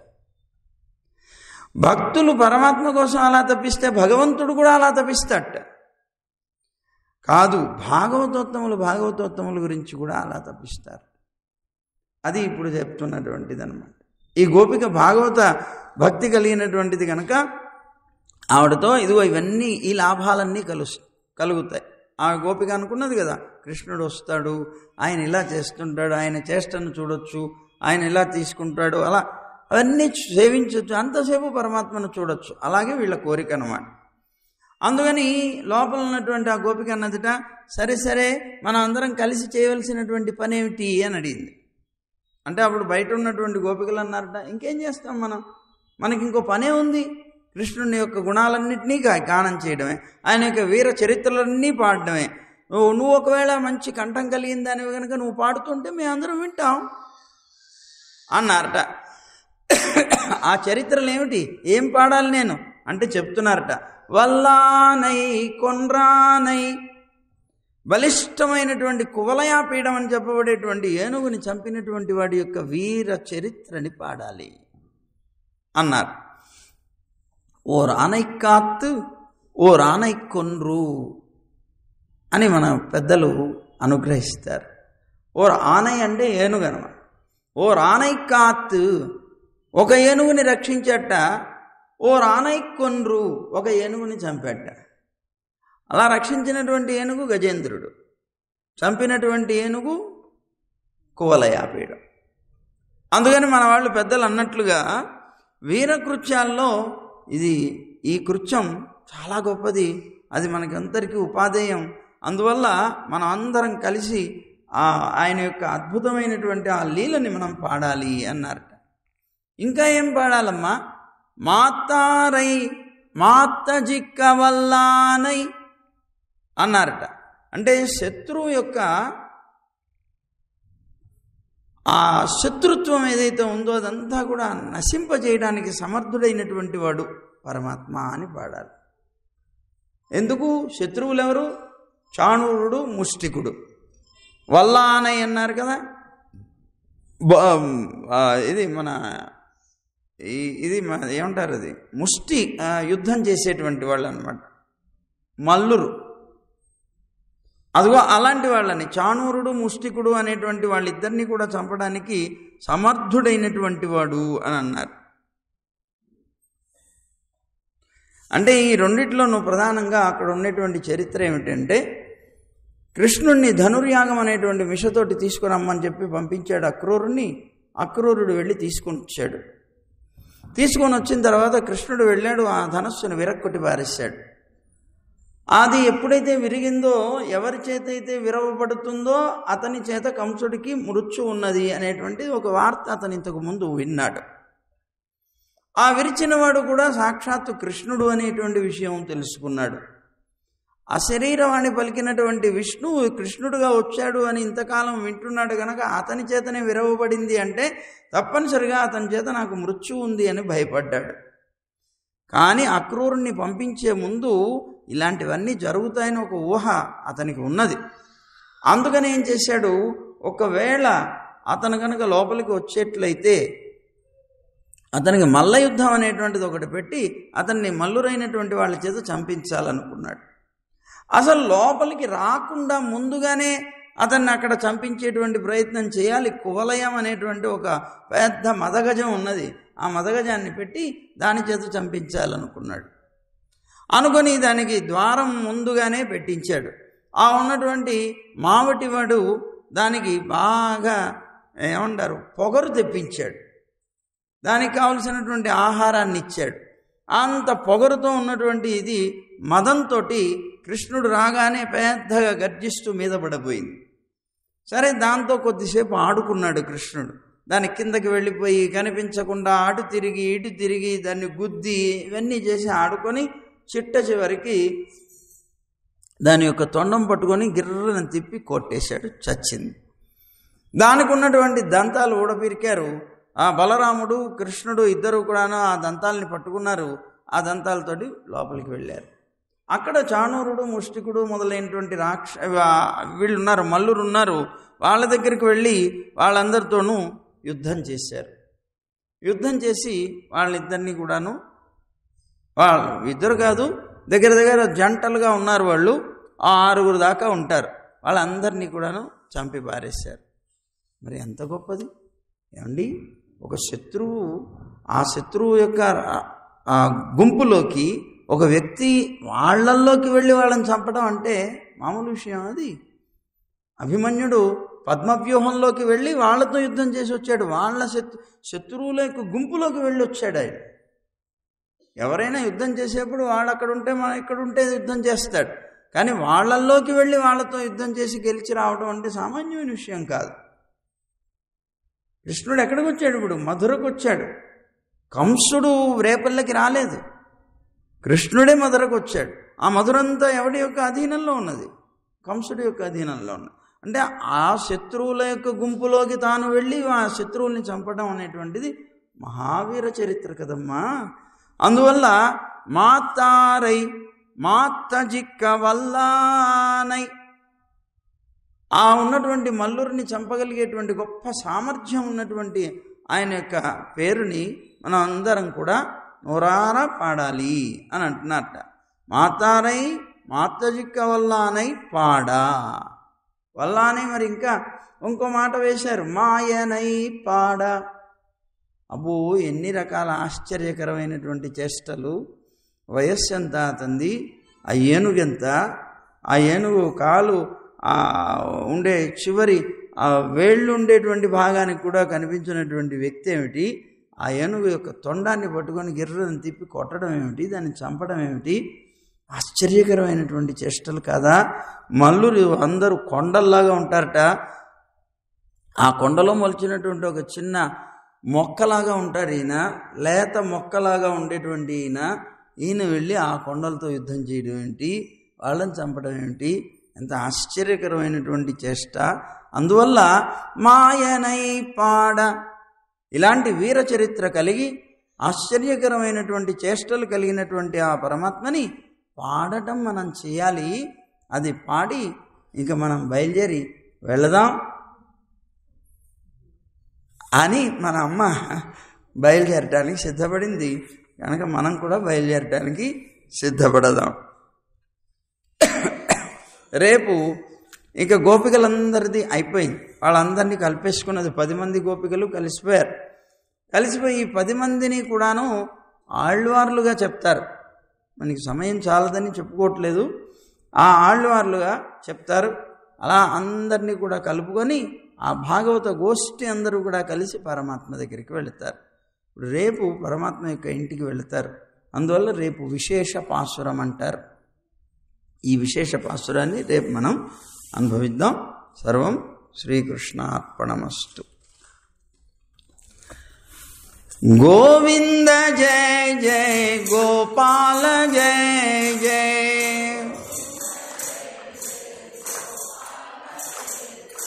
గోవింద జయ జయ గోపాల జయ జయ,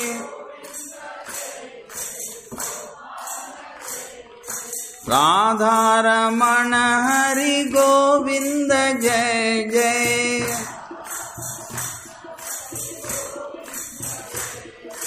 గోవింద జయ జయ గోపాల జయ జయ,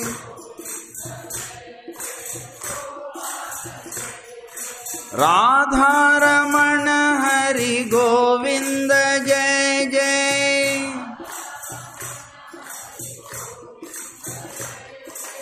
గోదారమణ హరి గోపాల జయ జయ,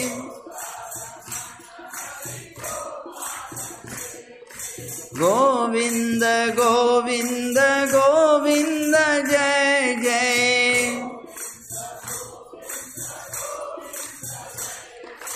గోపాల గోపాల గోపాల జయ జయ,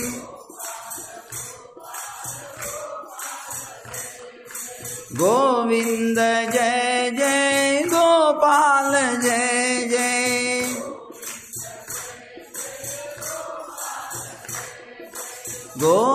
గోవర్ధనోద్ధార గోవింద జయ జయ,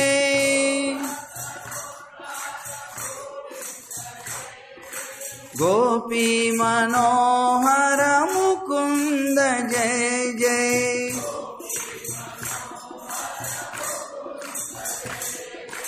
గోవర్ధనోద్ధార గోవింద జయ జయ,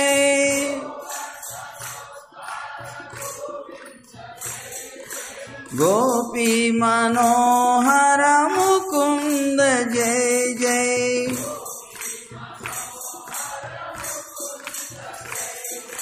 गोविंद जय जय गोपाल जय जय।